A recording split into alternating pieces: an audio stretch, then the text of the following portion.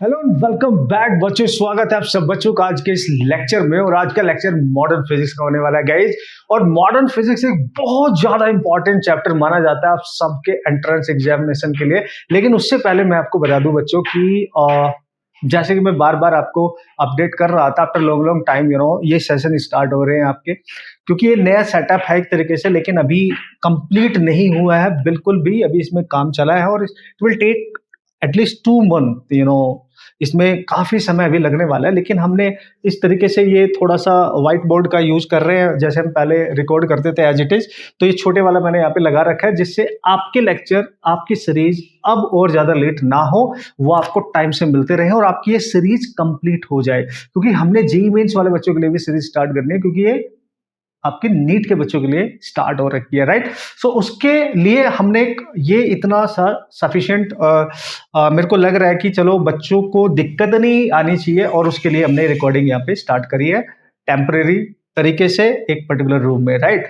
But जब complete हो जाएगा फिर तो कोई प्रॉब्लम ही नहीं आएगी। बट जैसे कि मैंने आपको बताया यार, समय लगेगा इसमें थोड़ा सा, क्योंकि जब काम स्टार्ट हो जाता है इस तरीके का मैकेनिकल जो वर्क चलेगा, एंड उसमें बहुत शोर शराबा भी होता है, तो उससे डिस्टर्बेंस बहुत ज्यादा होती है। तो बिफोर दैट हम ये सीरीज को कंप्लीट करेंगे, उसके बाद काम आपका चलता रहेगा, वो कंप्लीट हो जाएगा, ठीक है। Hope so you guys understood and welcome you all guys, है ना।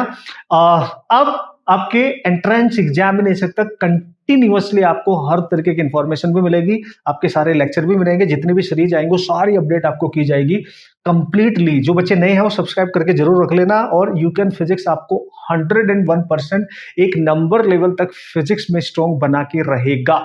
इसमें तो कोई शक वाली बात नहीं। आपकी वो स्किल जिसके लिए बच्चा तरसता है कि हमें प्रॉब्लम सॉल्विंग में स्ट्रॉन्ग होना है, हमें न्यूमेरिकल सॉल्व करने सीखने हैं, वो यहाँ पे आप सीख पाओगे।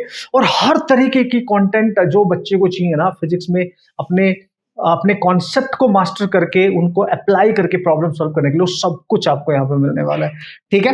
तो आज हम बात करने वाले हैं मॉडर्न फिजिक्स में, जिसमें हम डुअल नेचर से लेके डी ब्रोगली वेवलेंट डुअल नेचर वाले ये सारे पार्ट, एटम वाला पार्ट, वो सारे पार्ट यहाँ पे कंप्लीट करेंगे इस लेक्चर में। तो मोस्ट प्रोबेबली ये 3 लेक्चर आपके बनेंगे। कोशिश करूंगा 3 लेक्चर में कंप्लीट हो जाए, क्योंकि बहुत बड़ा और बहुत ज्यादा इंपॉर्टेंट भी है, ये आप सबको पता है, ठीक है गाइस। सो चलो स्टार्ट करते हैं। एंड फाइनली स्टार्ट तो हो चुका है एटलीस्ट यार, क्योंकि शिफ्ट भी किया था इसको, शिफ्टिंग करने में बहुत समय गया और बहुत ज्यादा चीजें अरेंज करनी पड़ती हैं, बहुत सारी अरेंजमेंट करने पड़ते हैं, शिफ्टिंग एंड ऑल। और टू बी वेरी सून आप सभी बच्चों को मैं बुक, जिन बच्चों के पास नहीं है, जो नए हैं, you can physics short trick book physics के लिए, इंक्लूडिंग एनसीईआरटी, उसमें फिजिक्स के अल्टीमेट पीवाईक्यूज इंक्लूड करके सब शॉर्ट ट्रिक डिफरेंट मेथड से सॉल्व किए गए हैं, वो भी आपको पता होने चाहिए। कंसेप्ट क्या है, किस तरीके से यूज करने, कितने स्ट्रॉन्ग डेप्थ में जाना है, डिफिकल्ट से डिफिकल्ट, वो सीरीज के थ्रू मिलते ही रहेंगे। लेकिन वो बुक भी आप सबके लिए बहुत ज्यादा इंपॉर्टेंट है, बिफोर योर एंट्रेंस उसको सॉल्व जरूर करना है। So this is the very very first question guys. आप देख लो, सबसे पहले आप अपना पहला क्वेश्चन देखो, उसको पढ़ो, उसको अंडरस्टैंड करो। और हर एक क्वेश्चन की एक कहानी है, उसमें एक कंसेप्ट है, उसका अप्रोच आपने सीखना है, उसको कैसे अप्लाई करना है ये सीखना है, और वो टेक्निक पकड़नी है जो मैं आपको सिखाना चाहता हूं, फिर आपका डर खत्म हो जाएगा, ठीक है बॉस। तो क्लास 11th ऑलरेडी सारे लेक्चर कंप्लीट हो चुके हैं। उन बच्चों के लिए बता दें जो बिल्कुल नए आएंगे, अभी नए हैं, आप जाए प्लेलिस्ट देखेंगे वहां पे, नीट 2026 IIT PYQs वाली सीरीज का प्लेलिस्ट आपको मिल जाएगा, और एक क्लास 12 यहाँ पे चल रहा है, ठीक है। तो this is the very very first question guys. तो potential energy of a particle varies as, एक पार्टिकल है उसकी पोटेंशियल एनर्जी का फंक्शन दे रखा है आपको। तो पोटेंशियल एनर्जी बच्चों यहाँ पे गिवन है, तो पोटेंशियल एनर्जी के 2 वैल्यूज गिवन है as a function of x. तो 2 वैल्यूज इस तरीके से यहाँ पे गिवन है, आप देख सकते हैं। ई नॉट होगी कब, जब एक्स की वैल्यू 0 और 1 के बीच में लाई करेगी, तब पोटेंशियल एनर्जी की जो वैल्यू है वो ई नॉट होगी, ऐसे उसने बोला है। लेकिन पोटेंशियल एनर्जी 0 हो जाएगी आपकी अगर एक्स की वैल्यू आपकी 1 से ज्यादा होगी। देखो 1 से एक्स, जैसे ही आपका 1 से ज्यादा होगा डिस्टेंस, पोटेंशियल एनर्जी आपकी 0 हो जाएगी।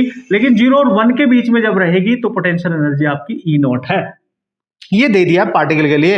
और इस रेंज में डी ब्रोगली वेवलेंथ λ1 है, मतलब इस रेंज में जो भी पोटेंशियल एनर्जी दे रखी है, यहाँ पे जो भी डी ब्रोगली वेवलेंथ होगी वो λ1 दे रखी है। और इस रेंज में जब पोटेंशियल एनर्जी 0 है, तो इस केस में डी ब्रोगली वेवलेंथ आपकी λ2 दे रखी है, ठीक है बॉस।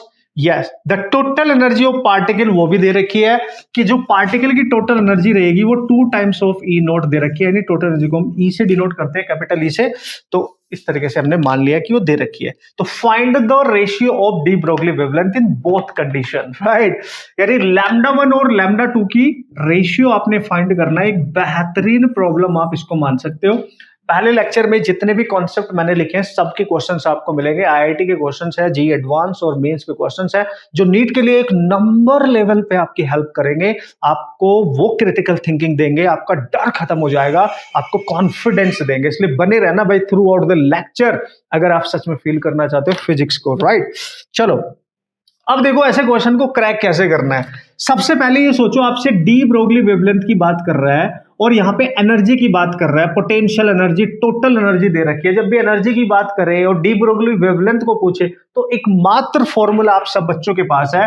हालांकि अगर मैं कंसेप्ट आपको रिवाइव कराऊं बच्चों, तो आप कंसेप्ट की अगर बात करेंगे तो किस तरीके से स्टार्ट करना है। D Broglie wavelength simply h by P होता है। ये मोमेंटम है, मोमेंटम नहीं दे रखा है तो उसको आप काइनेटिक एनर्जी के टर्म्स में लिख सकते हो, या उससे भी पहले अगर मोमेंटम नहीं दे रखा, वेलोसिटी दे रखी है तो m और v लिख सकते हो। अगर ये भी नहीं दे रखा है तो मोमेंटम और काइनेटिक एनर्जी में रिलेशन याद होगा आप सब बच्चों को, 2mk होता था। This is your kinetic energy. But यहाँ पे हमें पोटेंशियल और टोटल एनर्जी दे रखी है, लेकिन यहाँ पे काइनेटिक एनर्जी होता है, इस बात की ख्याल रखनी है। और यही वाला रिलेशन है what you have to remember basically, and this is super amazing। बस ऐसे आपने डील करना है, थोड़ा सा ध्यान देना है, क्वेश्चन बन जाएंगे हमारे, ठीक है। तो आपने देखा यार, डी ब्रोगली वेवलेंथ जो है ना, वो काइनेटिक एनर्जी अगर मिल जाए, ठीक है, पार्टिकल तो सेम ही है, पार्टिकल तो सेम ही है तो मास तो सेम रहेगा, ये कांस्टेंट है, तो इसके इनवर्सली प्रोपोर्शनल है।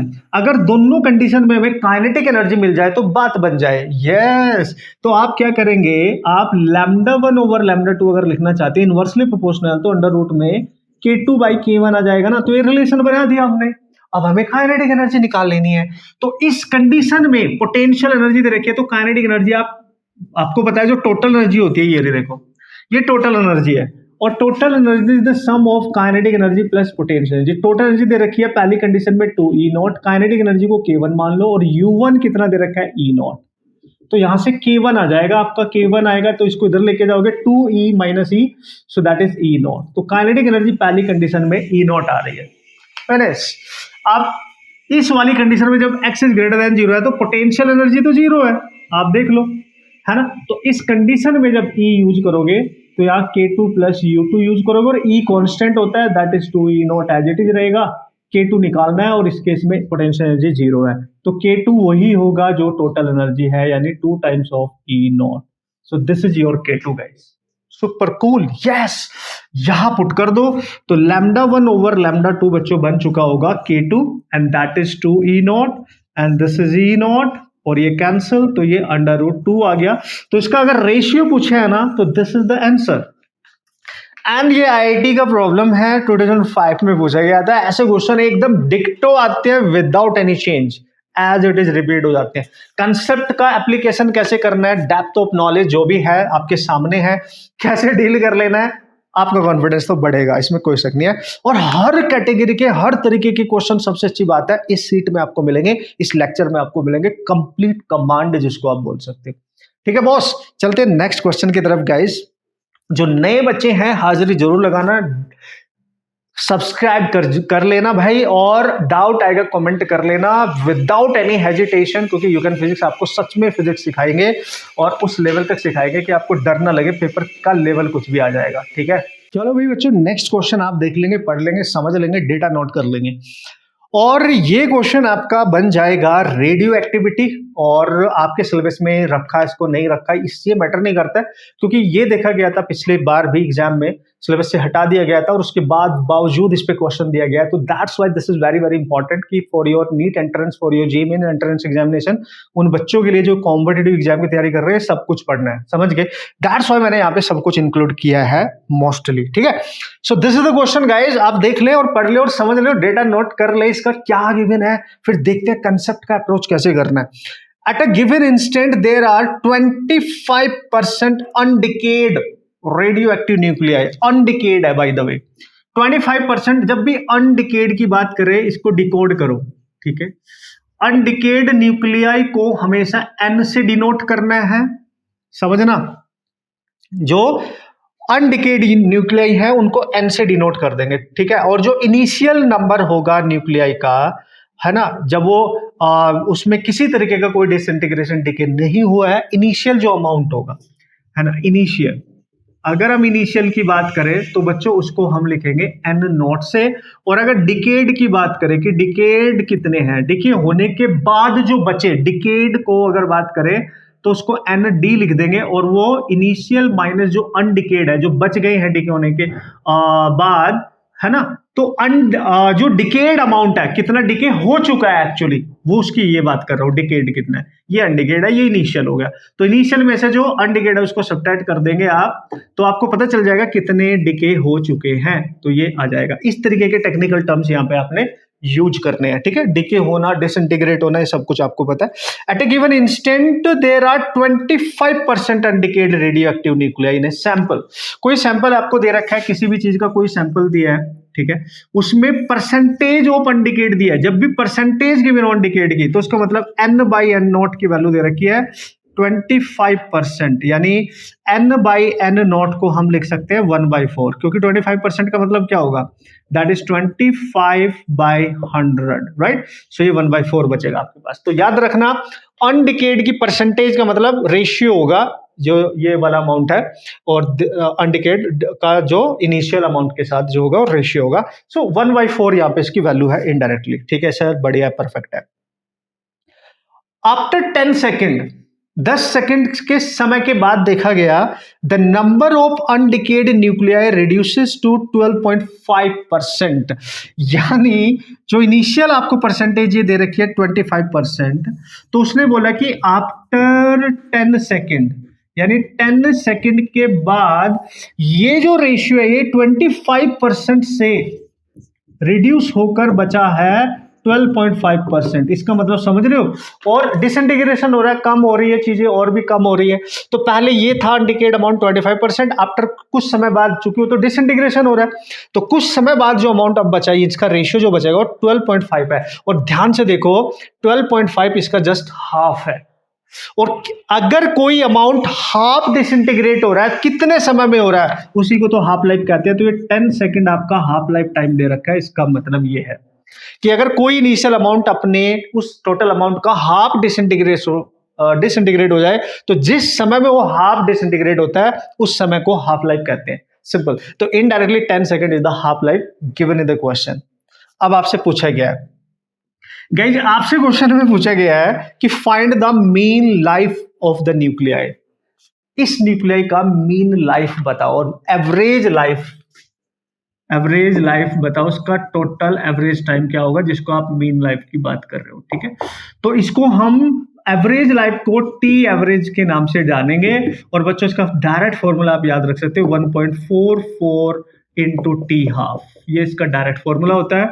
इसको आप याद रखेंगे और बच्चे को याद होता है, कोई प्रॉब्लम उसको नहीं होनी चाहिए इसको सॉल्व करने में। और टी हाफ इनडायरेक्टली दे रखा है उसने, 10 सेकेंड यहां मल्टीप्लाई कर देंगे, तो टी एवरेज गाइज आपके पास आ जाएगा 1.44 इंटू दैट इज 10, तो लगभग 1.44 आपका आंसर आपको मिल जाएगा, इतना सेकेंड, ठीक है। इतने सेकंड आपको टाइम मिल जाएगा, 1.44 या 43 लगभग आएगा।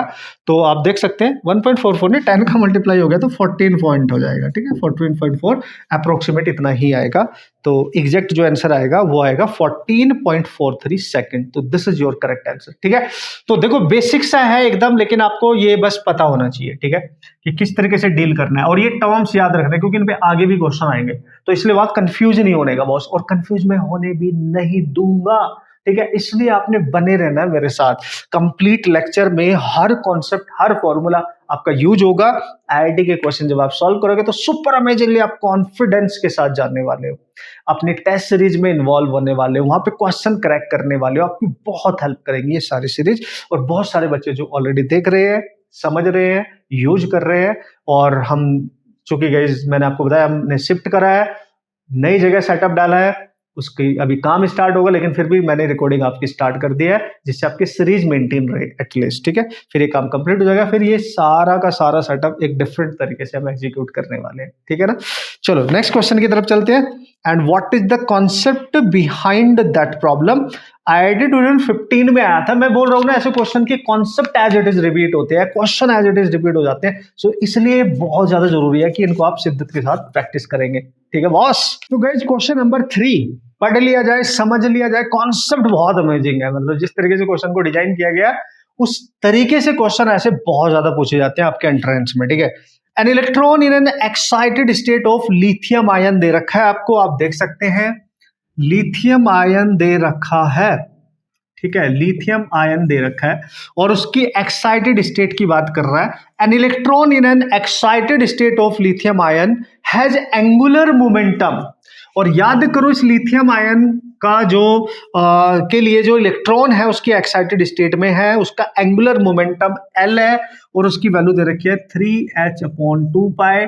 और किसी ऑर्बिट में जब आप एंगुलर मोमेंटम की बात करते हैं और बोहर ऑर्बिट की जब आप बात करते हैं तो बोहर ऑर्बिट के लिए यानी बोहर मॉडल के लिए एंगुलर मोमेंटम का फॉर्मूला NH/2π होता था। तो आप देख लो 3h/2π यहाँ पे अब यूज करेंगे तो n की डायरेक्ट वैल्यू आपको 3 मिल गई है क्योंकि ये तो सेम है। तो n उस जो ऑर्बिट है उसका नंबर मिल गया, ऑर्बिट नंबर मिल गया, मजा आ गया। और चूंकि लिथियम का आयन है गाइस और इसका Z भी 3 ही रहेगा क्योंकि लिथियम का है, तो Z भी 3 है और ऑर्बिटल नंबर भी उसका मिल गया आपको 3 क्योंकि एंगुलर मोमेंटम आपको दे रखा है। अब आगे बढ़ते हैं।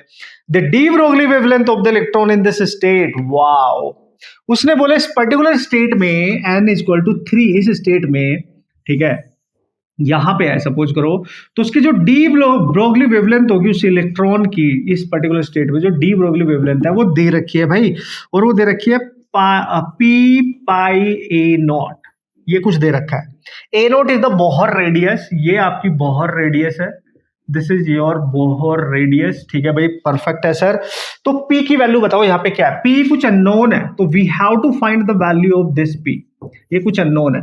अब आपसे फिर से पूछ लिया गया, क्या पूछा गया सर, आपसे पूछा गया डी ब्रोगली वेवलेंथ। फिर से आपने क्वेश्चन के डेटा को अंडरस्टैंड करते हुए एप्लीकेशन करना है, अपने कॉन्सेप्ट का कैसे अप्रोच करूं, कैसे अंडरस्टैंड करूं, कैसे समझूं, ये समझना है, क्वेश्चन बन जाएगा। यही टेक्निक आपने सीखनी है, हर क्वेश्चन को अंडरस्टैंड करना है, राइट। सो चलो देखते हैं। तो हमने देखा यार जो डी ब्रोगली वेवलेंथ होती है वो तो h/p। अब ये वाला p कुछ है unknown value, we don't know कि ये क्या है, कुछ भी नंबर हो सकता है, ये कोई ना कोई ऑब्वियसली, लेकिन यहाँ जो मोमेंटम है उसको मैं यहाँ पे ऐसे लिखूंगा p कैपिटल सा, और ये वाला मैंने निकालना है, ये मोमेंटम है, ये मोमेंटम है, याद रखना भाई, ये आपका मोमेंटम है h/p, डी ब्रोगली वेवलेंथ। अब मोमेंटम को चेक करो कि आप कैसे फाइंड आउट कर सकते हो, कैसे निकाल सकते हो, और यही आपका क्वेश्चन है और यही आपका तरीका है कि इसको आप कैसे सॉल्व कर सकते हो, ठीक है। चलो अब उसके लिए आपको करना क्या होगा, मोमेंटम कहां से निकालू, एंगुलर मोमेंटम दे रखा है, ऑर्बिट का नंबर भी पता चल गया, तो एंगुलर मोमेंटम को आपको समझना पड़ेगा क्योंकि इलेक्ट्रॉन तो रिवॉल्व कर रहा है। तो एंगुलर मोमेंटम होता है लीनियर मोमेंटम इनटू उसकी परपेंडिकुलर डिस्टेंस, यानी यहां से यहां तक की जो डिस्टेंस होगी ऑब्वियसली इलेक्ट्रॉन की है, तो ये तो उसकी रेडियस होगी, है ना, ये तो रेडियस होगी इनटू r। तो ये बोहर रेडियस का जो फॉर्मूला होता है किसी भी पर्टिकुलर ऑर्बिट के लिए, बोहर रेडियस का जो फॉर्मूला होता है, बोहर रेडियस आपको जो कांस्टेंट वैल्यू a0 दे रखी है, लेकिन उस ऑर्बिट के लिए, क्योंकि ऑर्बिट तो कुछ भी हो सकती है, यहाँ पे थर्ड ऑर्बिट आपको देखने को मिल रही है, तो यहाँ से p निकाल सकते हो, और ये l ऑलरेडी आपको दे रखा है कितना, 3h/2π, ऐसे ही आपको समझना पड़ेगा।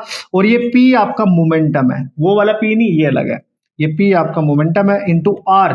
याद करो रेडियस का फॉर्मूला r0n² होता है। क्या आपको समझ में आई बात, किसी भी ऑर्बिटल नंबर n के लिए, है ना, और जो रेडियस का फॉर्मूला होता है वो होता है r0n²z। r0 is the Bohr radius, जो कांस्टेंट वैल्यू है, जो ऑलरेडी उसने a0 दे रखी है, तो इसकी वैल्यू दे रखी है, तो r=r0 की जगह हम a0 लिख देंगे, ठीक है भाई। तो n क्या है, ऑर्बिटल नंबर है, वो ऑलरेडी आ चुका है कंपेयर करके, 3 का स्क्वायर, और किसका है ये, लिथियम आयन का, वो भी 3 होता है, ये कैंसिल, तो r की वैल्यू 3a0 आ गई है, r की वैल्यू 3a0 आ गई है, 3 से 3 गाइस कैंसिल। तो यहां से जो मोमेंटम निकल के आ रहा है आपका मोमेंटम, वो आ रहा है h/a0, नीचे आ जाएगा 2πa0, ये आ रहा है, ये मोमेंटम की वैल्यू आ गई। अब ये मोमेंटम की वैल्यू आ गई तो यहाँ पे पुट कर दो, आपका लैम्डा आ जाएगा भाई। तो जब आप इसको सॉल्व करेंगे तो ये आएगा h over h by this, तो h बाई दिस यानी 2 पाई a नॉट, ये कैंसिल, ये ऊपर जाएगा तो ये हो जाएगा 2 पाई a नॉट, बस सिंपल। तो जो लैम्डा आपका निकल के आ रहा है 2 पाई a नोट आ रहा है, यानी पाई a नोट तक तो सही है, यानी यहाँ पे 2 आ रहा है, यानी p की जो वैल्यू होगी यहाँ 2 होनी चाहिए। सो this is your correct answer.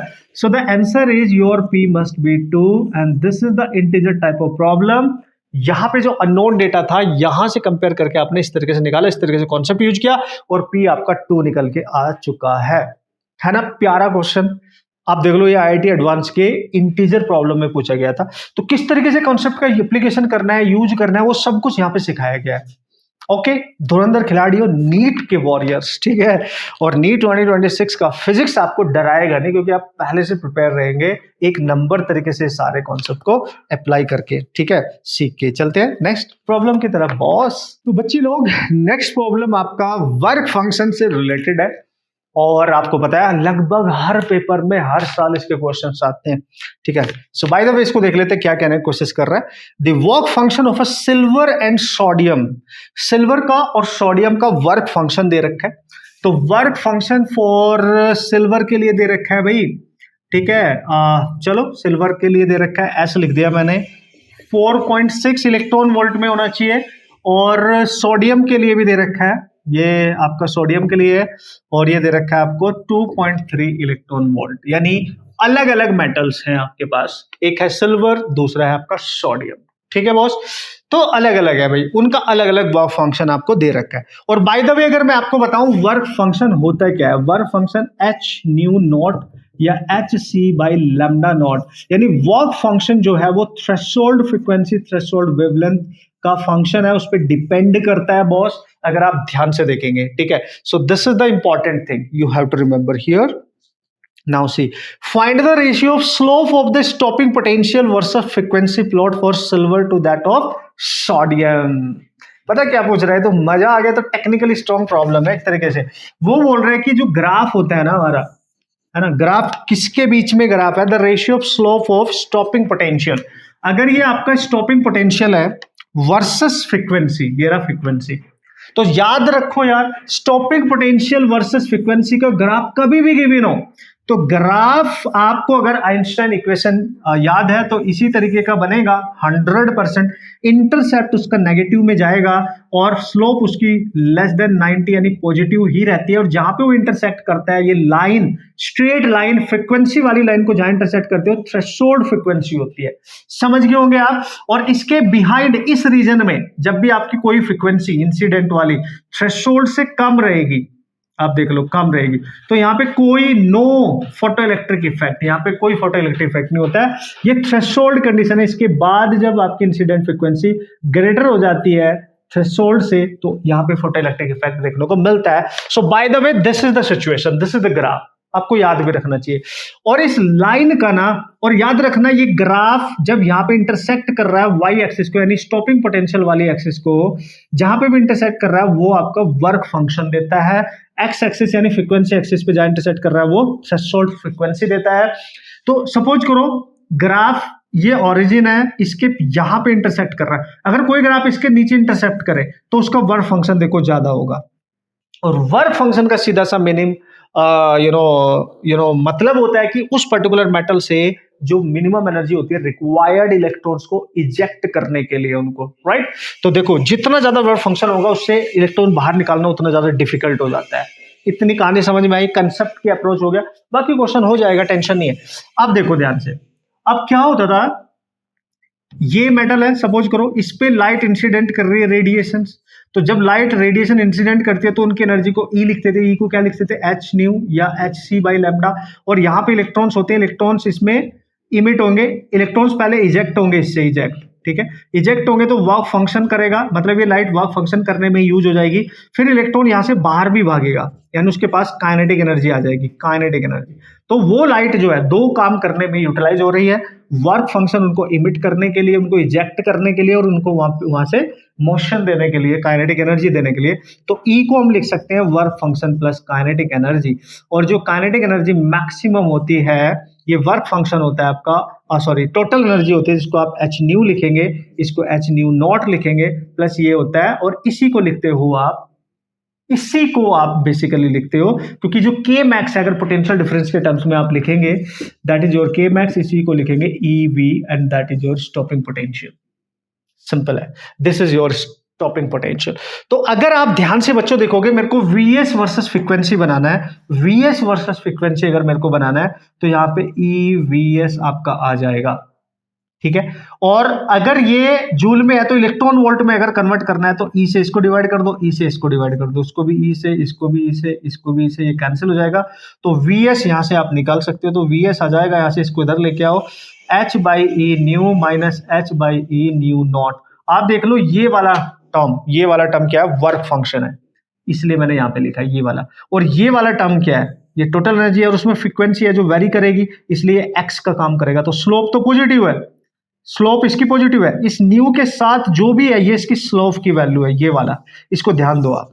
तो ये टेन थीटा लिख सकता हूं, और ये एच बाई ई की वैल्यू है, यानी इसका जो स्लोप निकलेगा, इस लाइन का जो स्लोप होगा वो हमेशा एच बाई ई रहेगा। यानी जब भी आप फ्रीक्वेंसी वर्सेस स्टॉपिंग पोटेंशियल की स्लोप की बात करेंगे बॉस, तो स्लोप हमेशा इसकी एच बाई ई, जो कि एक कांस्टेंट वैल्यू होती है, ये प्लैंक्स कांस्टेंट है, ये ई चार्ज है, दोनों की वैल्यू कांस्टेंट होती है, दैट्स इट। समझ गए?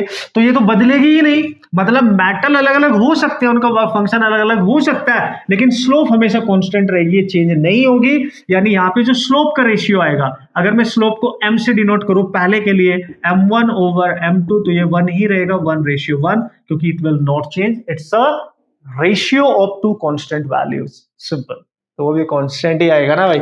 कॉन्सेप्ट मैंने आपको रिवाइज करा दिया, लेकिन ये इसका आंसर है। तो यहां पे बिल्कुल कंफ्यूज नहीं होने की जरूरत है कि यार सिल्वर और सोडियम का ना वर्क फंक्शन अलग अलग दे रखा है, तो स्लोप का रेशियो निकालते हैं भाई फटाफट। नहीं भाई, स्लोप हमेशा कांस्टेंट रहती है, बस ये याद रखना है। तो that is the one, answer is always one, right. बाकी सारा कॉन्सेप्ट आपके सामने है धुरंधर खिलाड़ियों, ठीक है। तो जैसे कि मैंने आपको वादा किया, यूकन फिजिक्स आपको स्ट्रॉन्ग बनाएगा। Be a numerical solver, numerical problem को क्रैक करना सीखना है, अपने कॉन्सेप्ट को सीखने के बाद उनको अप्लाई करना सीखना है। ये सबसे बड़ी चीज है जो आप बच्चों को before your entrance examination ultimate तरीके से एट एनी हाउ सीखनी है, स्ट्रॉन्ग बनना है इसमें। चलते हैं नेक्स्ट प्रॉब्लम की तरफ। Okay, so there we go, and this is the next problem. Okay, तो let's see क्या है क्वेश्चन, कैसे क्रैक कर सकते हैं, कैसे इजीली। और देखो सारे कॉन्सेप्ट, सारे फॉर्मूले इन्हीं क्वेश्चंस के थ्रू आपके रिवाइज हो जाएंगे, आपको अप्रोच करना आ जाएगा, आपकी क्रिटिकल थिंकिंग डेवलप हो जाएगी, आप स्ट्रॉन्ग बनेंगे चीजों में। और बस फिर आप जब अपने नीट के पीवाईक्यू करेंगे ना, या कोई भी अदर असाइनमेंट आप कर रहे हैं, सॉल्व कर रहे हैं, बुक सॉल्व कर रहे हैं, तो आपको हिम्मत आएगी, कॉन्फिडेंस आएगा, आपको डर नहीं लगेगा, आपको मजा आएगा प्रॉब्लम सॉल्व करने में, ठीक है। चलो देखो भाई, उसने बोला an alpha particle and a proton, एक अल्फा पार्टिकल है, एक प्रोटॉन है। पहले बना लो, लिख लो, क्योंकि यही जरूरी है। तो पहला जो पार्टिकल है आपका वो अल्फा पार्टिकल है, इसको पार्टिकल 1 का नाम दे देंगे, और जो दूसरा पार्टिकल है वो प्रोटॉन है। ओ यस। अब एक चीज, बिफोर आगे जाने से पहले आपको इन पार्टिकल्स के बारे में कनेक्शन पता होना चाहिए, फिर तो क्वेश्चन हो ही जाएगा, कुछ भी पूछे भाई इनकी बेसिक जानकारी क्या है। देखो भाई, प्रोटॉन एक बेसिक जो पार्टिकल है, उसको अगर मैं रेफरेंस मान के चलूं, तो जो प्रोटॉन का चार्ज है उसको अगर मैं Q मान रहा हूं, उसका जो मास है प्रोटॉन का अगर उसको मैं M मान रहा हूं, ठीक है। तो अल्फा पार्टिकल जो होता है ना 2He4 होता है, हीलियम का न्यूक्लियस। तो इसका जो चार्ज होगा ना अल्फा पार्टिकल का, वो डबल होता है प्रोटॉन के चार्ज का, बस इतना याद रखना है। और जो मास होता है अल्फा पार्टिकल का, 4 टाइम्स होता है मास ऑफ प्रोटॉन। ये याद नहीं है तो ये इजी सा क्वेश्चन भी डिफिकल्ट हो जाएगा तुम्हारे लिए, और ये गलत हो जाएगा, पंगा हो जाएगा, फिर तुम्हें लगेगा पेपर डिफिकल्ट है। नहीं भाई, ये बेसिक जानकारी आपको पता होनी चाहिए, ठीक है। अब वो बच्चों बोल रहा है द डी ब्रोगली वेवलेंथ बताओ अगर अल्फा पार्टिकल की D Broglie wavelength lambda alpha है और प्रोटॉन की लैम्डा प्रोटॉन है रेस्पेक्टिवली, देन उनका रेशियो बताओ, प्रोटॉन टू अल्फा निकालना है, अल्फा टू प्रोटॉन नहीं, प्रोटॉन की पहले रखनी है डिवाइड बाय अल्फा की डी ब्रोगली। तो अगेन डी ब्रोगली वेवलेंथ है, देखो डिफरेंट डिफरेंट तरीके से आपसे क्वेश्चन पूछे जा रहे हैं, है ना अमेजिंग। यस, तो कैसे डील करें, आ जाओ भाई लोग। डील कैसे करें सर, तो डील ऐसे करना है ना बॉस। देखो आपको पता है लैम्डा इज इक्वल टू होता है H by P, the very basic formula starting है फॉर्मूले की। लेकिन सर यहाँ पे ना अल्फा और प्रोटॉन अल्फा पार्टिकल्स दे रखे हैं और उनके हमें चार्ज और मास पता है, तो क्या करें, उसने हिंट दिया होगा तुम्हारे को उसमें पक्का, उसने बोला these two particle are accelerated from rest by a potential difference of 100 volt, यानी दोनों को एक्सेलरेट करने के लिए 100 वोल्ट का पोटेंशियल डिफरेंस अप्लाई किया गया है। मतलब हमने डी ब्रोगली वेवलेंथ के इस फॉर्मूले को पोटेंशियल के टर्म्स में कन्वर्ट करना है, समझ गए ना। वो कैसे, तो आपने इसके लिए फॉर्मूला यूज करना है H ओवर काइनेटिक एनर्जी वाला 2mk। और बच्चे काइनेटिक एनर्जी अभी अभी मैंने बताया, काइनेटिक एनर्जी हमेशा होता है charge into potential, charge into potential, ठीक है, रेस्ट से उसको एक्सलेट कर रहे हैं। तो जब इसकी जगह इसकी वैल्यू पुट करोगे आप, तो h बाई अंडर रूट बन जाएगा 2mqv, और चूंकि दोनों को सेम पोटेंशियल पे रखा गया तो ये तो सेम हो गया, ये भी कांस्टेंट ये भी कांस्टेंट। जो डी ब्रोगली वेवलेंथ है उसका रिलेशन चेक कर लो किसके अकॉर्डिंग चेंज होगी, मास और चार्ज और अंडर रूट में इनवर्सली है, तो मैं लिखूंगा पहले पार्टिकल की वेवलेंथ दूसरे पार्टिकल की, और दोनों अंडर रूट में रहेंगे। देख लो 1/m है, तो दूसरे पार्टिकल का मास ऊपर आएगा और उसका चार्ज भी ऊपर आएगा, पहले पार्टिकल का नीचे रहेगा और पहले पार्टिकल का चार्ज भी नीचे रहेगा, बस खत्म। और जो पहला पार्टिकल है वो प्रोटॉन है, दूसरा पार्टिकल अल्फा पार्टिकल है, ध्यान देना, बस वैल्यू पुट कर दो भाई लोग, सारा यहाँ पे डेटा लिखा हुआ है। तो लैम्डा 1 को क्या लिखोगे, लैम्डा को लिखोगे प्रोटॉन और इसको लिखोगे अल्फा, है ना भाई। नहीं सॉरी, पहला पार्टिकल हमने अल्फा को माना है तो अल्फा ही लिखेंगे, उसी तरीके से फिर बाद में चेंज कर लेंगे जो भी करना होगा, ठीक है। अब चलो भाई, अंडर रूट में किसकी वैल्यू पुट करनी है, मास ऑफ सेकंड पार्टिकल, वो क्या है सेकंड पार्टिकल प्रोटॉन, उसका मास क्या है m, उसका चार्ज क्या है q, और मास ऑफ फर्स्ट पार्टिकल उसका 4 टाइम्स है, अभी लिखा है ये देख सकते हो आप, चार्ज 2 टाइम्स है, ये कैंसिल ये कैंसिल ये कैंसिल, तो lambda of alpha over lambda of proton equal to आ गया 1/रूट में 2√2 लिख सकते हो आप इसको भाई, डिवाइड में 1/4 इंटू 2 है ना, तो 2√2 लिख देंगे, 4 का बाहर आ जाएगा, स्क्वायर रूट आया उसका। तो this is your answer guys, अगर अल्फा टू प्रोटॉन की वेवलेंथ पूछिए, लेकिन अगर प्रोटॉन टू अल्फा इसका रिवर्स कर लेंगे तो p बाई अल्फा आ जाएगा चांदी मेरे, तो 2√2 इज योर करेक्ट आंसर। अब बाकी देख लेंगे आप आंसर है क्या। अच्छा, उसने बोला कि नियरेस्ट इंटीजर बताना है, तो बस कर लो ना भाई, तो 2 इंटू 1.414, तो मेरे ख्याल से नियरेस्ट इंटीजर जब इसको मल्टीप्लाई करोगे 2.8 यानी 3 के आसपास आएगा, सो this is your correct answer. तो 3 के आसपास is your correct answer boss. तो देख लो, है ना कमाल, है ना धमाल, है ना मस्त।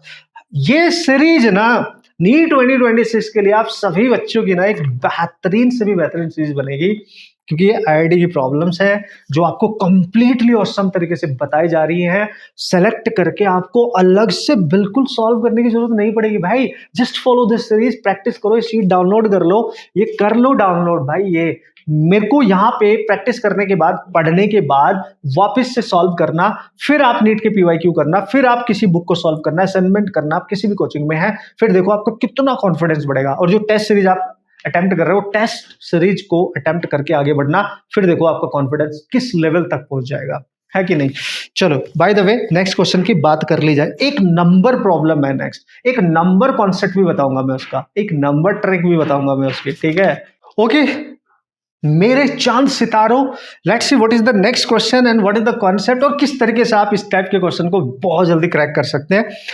इन a radioactive decay chain, ठीक है भाई, एक रेडियो एक्टिव डीके चेन है, एक प्रोसेस है जिसमें रेडियो एक्टिव प्रोसेस हो रहा होगा। So there is a nucleus thorium, तो आप देख लो TH आपका न्यूक्लियस है 9232 वाला है, ठीक है। And this nucleus decays to, इसका पीबी बन जाता है, अगर ये डिके करके एक अदर न्यूक्लियस बनाता है पीबी, तो फिर ये बनेगा 82212, ये वाला बन जाता है आपका, ठीक है, बढ़िया बढ़िया। सो यार अगर रेडियो एक्टिव प्रोसेस हो रहा है, एक न्यूक्लियस किसी अदर न्यूक्लियस में कन्वर्ट हो रहा है, so there is a process जो डीके चल रहा है, तो वहां पे कुछ पार्टिकल्स इमिट हुए होंगे, alpha particle, beta particle, gamma rays, जो आप समझते हो।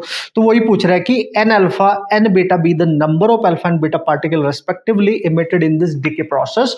तो इससे ये बनने में अल्फा पार्टिकल निकले होंगे, बीटा पार्टिकल निकले होंगे, तो बताओ कितने अल्फा निकले कितने बीटा निकले, बात खत्म। This is the question. अब आप कर लो, आप समझदार हो, उसको कैसे क्रैक करना है, फिजिक्स केमिस्ट्री दोनों जगह पढ़ते हो। Which one of the following statement is are true? So by the way we have to find the value of N alpha, how many number of alpha particle emit हुए होंगे, how many number of beta particle emit हुए होंगे, वो निकालना है भाई लोग। चलो भाई धुरंधर खिलाड़ी हो। तो बच्चों देखो, जब भी एक न्यूक्लियस से कोई दूसरा न्यूक्लियस बन जाए डीके प्रोसेस के थ्रू, तो अल्फा पार्टिकल निकालना तो घना आसान है, मतलब बच्चा तुरंत करेगा। तो अल्फा पार्टिकल के लिए क्या करो, जो भी न्यूक्लियस है उसका मास नंबर और एटॉमिक नंबर को डिफाइन करो। तो ये इसका Z1 लिख दो और ये इसको A1 लिख दो, इसके मास नंबर को, और इसको लिख देंगे A2 और इसको लिखेंगे Z2। बस इतना ही करना है तुमने, इसको असाइन कर दिया, खत्म। फिर अल्फा पार्टिकल निकालने के लिए पहले के मास से यानी A1 माइनस A2 करके 4 से डिवाइड करना है, क्योंकि अल्फा पार्टिकल हीलियम का न्यूक्लियस है, समझ गए। 4 से डिवाइड करना है, ये याद रखना है, बात खत्म हो जाती है। तो n अल्फा आपका आ जाएगा A1 कितना है 232 माइनस 212 बाई 4, और मेरे ख्याल से 232 ये 12 है तो 20 बचेगा, 20 बाई 4, तो दिस इज योर 5। तो total number of alpha particles are 5। तो यहां से 4 नहीं 5 अल्फा पार्टिकल निकले होंगे। क्या ये ऑप्शन में है? अल्फा पार्टिकल 5 है? नो नो नो नो, हाँ हाँ हाँ हाँ, ठीक है ठीक है ठीक है ठीक है, बिल्कुल 5 ही है यार, ठीक है। और ऑप्शन में है, बिल्कुल है सर, तो ये वाला भी करेक्ट होगा। तो मल्टीपल ऑप्शंस में भी correct there in this problem, but इसके थ्रू आपको कॉन्सेप्ट समझ में आ रहा है ना, बिल्कुल यही इंपॉर्टेंट है। अब देखो इसको तो बच्चा कर ही लेगा ना, इसमें तो कोई प्रॉब्लम ही नहीं आएगी ना उसको। लेकिन प्रॉब्लम क्या आएगी सर? देखो बच्चे, जब भी बीटा पार्टिकल निकालेंगे या तो काउंटिंग करने बैठ जाओ, भाई अल्फा इतना निकले तो बीटा कितना निकलेंगे, या ये फॉर्मूला डायरेक्ट याद रख लो, मजा आ जाएगा बहुत फास्टेस्ट तरीके से।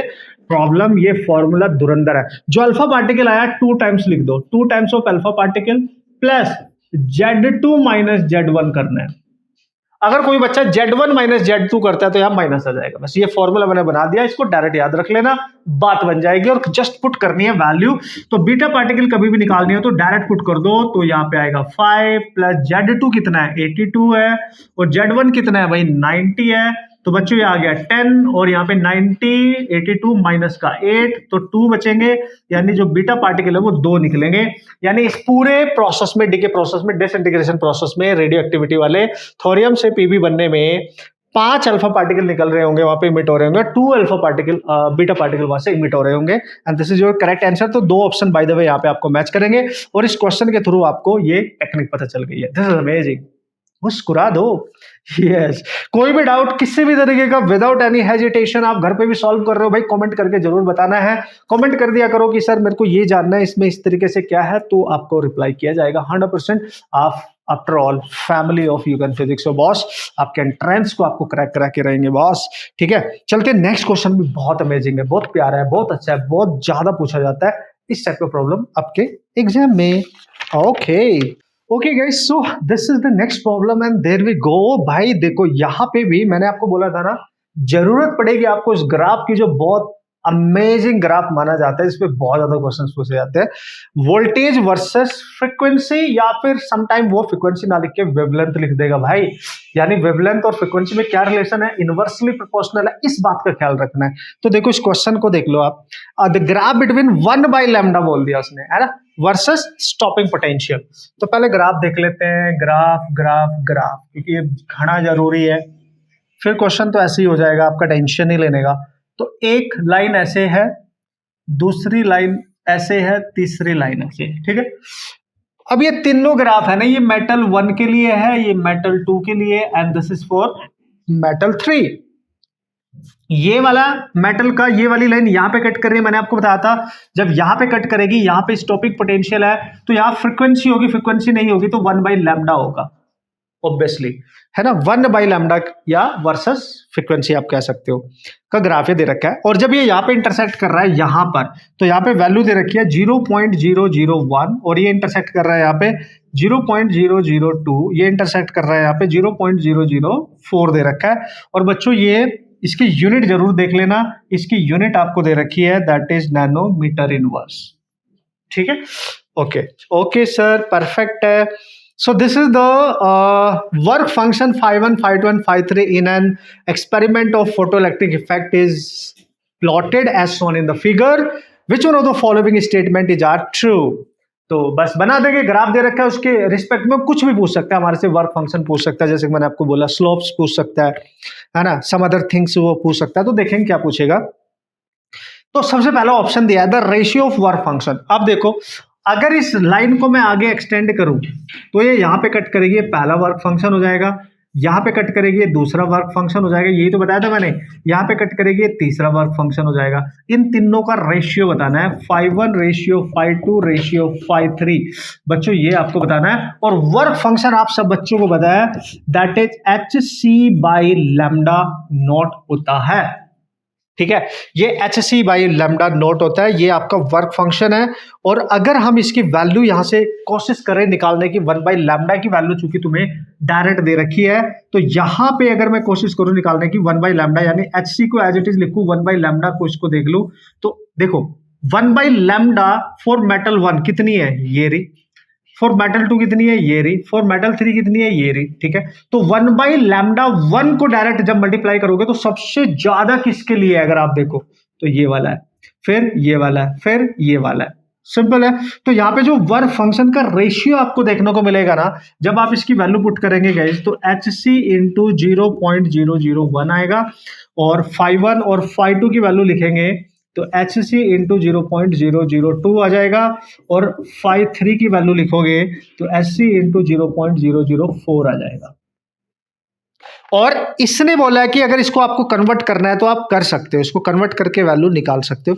तो वो किसके रेशियो में जाएगा, तो रेशियो तो आपको दिख रहा है, अगर आप ध्यान से देखेंगे 1:4 का रेशियो दिखेगा, क्योंकि ये नैनोमीटर इनवर्स है, और इसको आप 1000 वगैरह में कन्वर्ट कर सकते हैं एंगस्ट्रॉम बनाने के लिए। लेकिन फिर भी रेशियो आपको दिख रहा है, अगर आप थोड़ा सा भी हिंट लें 1:4, तो अगर आप इसको कंप्लीट सॉल्व करेंगे तो phi 1 ratio, phi 2 ratio, phi 3 1:4 आना चाहिए, ये आना चाहिए आपका correct answer 1:4। Yes, this is your correct answer 1:4। इस ऑप्शन में आई थिंक 3 तो नहीं लिखा है, इसको आप करेक्ट कर लेना, 1:4 इज द करेक्ट आंसर। तो जो ratio work function 4:1 is not correct, 1:4 का ही आएगा। आप देख लो जब डिवाइड करोगे तो 1/2 आएगा, और इससे इसको 1/4 आएगा, तो 1:4 ही जाएगा। ठीक है, तो ये वाला ऑप्शन करेक्ट हो जाएगा 1:4, not 4:1, that is not correct. फिर बोल रहा है tan theta is directly proportional to hc/e, where h is the Planck's constant and c is the speed of light. और tan theta is the slope, और slope तो आपको पता ही है भाई, जो स्लोप होता है वो होता है h/e। अब ये तो कांस्टेंट ही है ना, c से मल्टीप्लाई कर दो वो भी कांस्टेंट है, ये तो चेंज नहीं होगी ना, तो ये सही है बिल्कुल, है ना। जो आपकी tan थीटा है वो hc/e ही रहेगी, डायरेक्टली प्रोपोर्शनल रहेगी। मतलब प्रोपोर्शनल डायरेक्टली का मतलब यही है कि ये कांस्टेंट है, तो वो h/e होती है, और डायरेक्टली प्रोपोर्शनल बोल रहा है तो कांस्टेंट आप लगा सकते हो, तो नो प्रॉब्लम एट ऑल।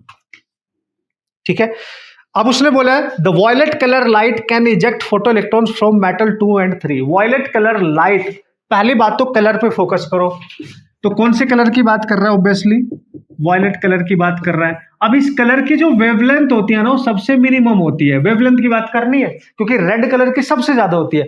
तो इस ग्राफ के अकॉर्डिंग सबसे मिनिमम वेवलेंथ किसकी होगी, देखो जिसका 1/λ सबसे ज्यादा है, तो देखो 1/λ सबसे ज्यादा है 0.004, तो लैम्डा क्या हो जाएगा 1/0.004 होगा, तो ये मिनिमम आएगा ना। तो अगर आप ध्यान से देखो ये सबसे मिनिमम है, यानी अगर मैं यहाँ पे वॉयलेट कलर की वेवलेंथ की बात करूं, तो ये देख लो यहाँ से, अगर इसकी मैं वेवलेंथ की बात करूंगा और इसको सॉल्व करूंगा, एंगस्ट्रॉम वगैरह में कन्वर्ट कर लो आप इसको, तो आपको दिख रहा है यहाँ पे। और अगर मैं इनकी वेवलेंथ की बात करूंगा तो मेटल 3 जो यहाँ पे दिख रहा है बच्चों, उसकी जो वेवलेंथ अगर हम देख रहे हैं वो इसको वॉयलेट कलर के लिए, उन सब में मिनिमम मेटल 3 के लिए रहेगी। तो अगर मिनिमम मेटल 3 के लिए ये रहेगी, तो उसने बोला है कि violet colour light can eject, अगर वो उस मेटल पे डाली जाए जिसके थ्रू ये ग्राफ बनाया गया है, वॉयलेट कलर की लाइट डाली जाए यहाँ पे, वॉयलेट कलर की लाइट अगर यहाँ पे डालेंगे तो वो इससे जो मेटल है 1 2 3 है ना, उनकी बात कर रहा है कि it can eject photo electrons from metal 2 as well as metal 3। नहीं, 3 से तो नहीं कर पाएगा क्योंकि उसकी मिनिमम जो वेवलेंथ रहेगी वो तो इसी रेंज में रहने वाली है, लेकिन वो 2 से और फर्स्ट से कर सकता है, 2 से और फर्स्ट से मेटल से वो इजेक्ट कर सकता है, 3 से नहीं। समझ गए? ये जरूर याद रखना है ना, किससे कर पाएगा किससे नहीं कर पाएगा। फोटो इलेक्ट्रिक इमिशन की कंडीशन अगर मैं आपको बताऊं बच्चों, E must be greater then work function, और जो E होता है वर्क फंक्शन मतलब फाई, और E होता है एच न्यू, यानी new must be greater then new not. और अगर वेवलेंथ के टर्म्स में लिखोगे lambda must be less than lambda naught, ये कंडीशन है, और यहाँ पे ये कंडीशन सेटिस्फाई हो रही है। थ्रेशोल्ड वेवलेंथ ज्यादा होनी चाहिए और जो वेवलेंथ इंसिडेंट की वो कम होनी चाहिए, ठीक है। तो वो इनसे ही कर सकता है, इनसे नहीं, क्योंकि इनसे ज्यादा है, इससे कम है, तो 1 2 से इजेक्ट करेगा, 3 से नहीं कर पाएगा। तो अगर यहाँ 1 2 होता तो वो करेक्ट हो जाता, लेकिन 2 और 3 लिखा है, 3 की वजह से वो करेक्ट नहीं है। ओके, बाकी तो आप कन्वर्ट तो कर ही लोगे ना भाई, अगर मैं इसको कन्वर्ट करके दूं आपको एंगस्ट्रॉम वगैरह में तो वो तो आप कर लोगे। जैसे अगर मैं पहली वेवलेंथ को कन्वर्ट करूं 1/λ1, वो 0.001 दे रखा है, तो λ1 आ जाएगा 1.001, और ये किसमें है, newton sorry nanometre inverse है, और ये नैनो भी है, तो ये 1000 आ जाएगा, 1000 एंगस्ट्रॉम आप लिख सकते हो, 1000 एंगस्ट्रॉम। अगर नैनो की बजाय इसको एंगस्ट्रॉम में कन्वर्ट करना है तो एक जीरो और बढ़ेगी यहाँ पे, तो 1000 एंगस्ट्रॉम आप लिख सकते हैं। वैसे ही इसको कन्वर्ट कर लेना, 2000 4000 जो भी आएगा उनको भी कन्वर्ट कर सकते हो आप, ठीक है। तो ये ऐसे क्वेश्चंस होते हैं जो आपके सारे कॉन्सेप्ट का यूटिलाइजेशन कर देते हैं और आपको बेहतरीन तरीके से कॉन्सेप्ट सिखा देते हैं बॉस। ओके जनाब, नेक्स्ट क्वेश्चन, ये भी भाई कंसेप्चुअली बहुत स्ट्रॉन्ग क्वेश्चन है।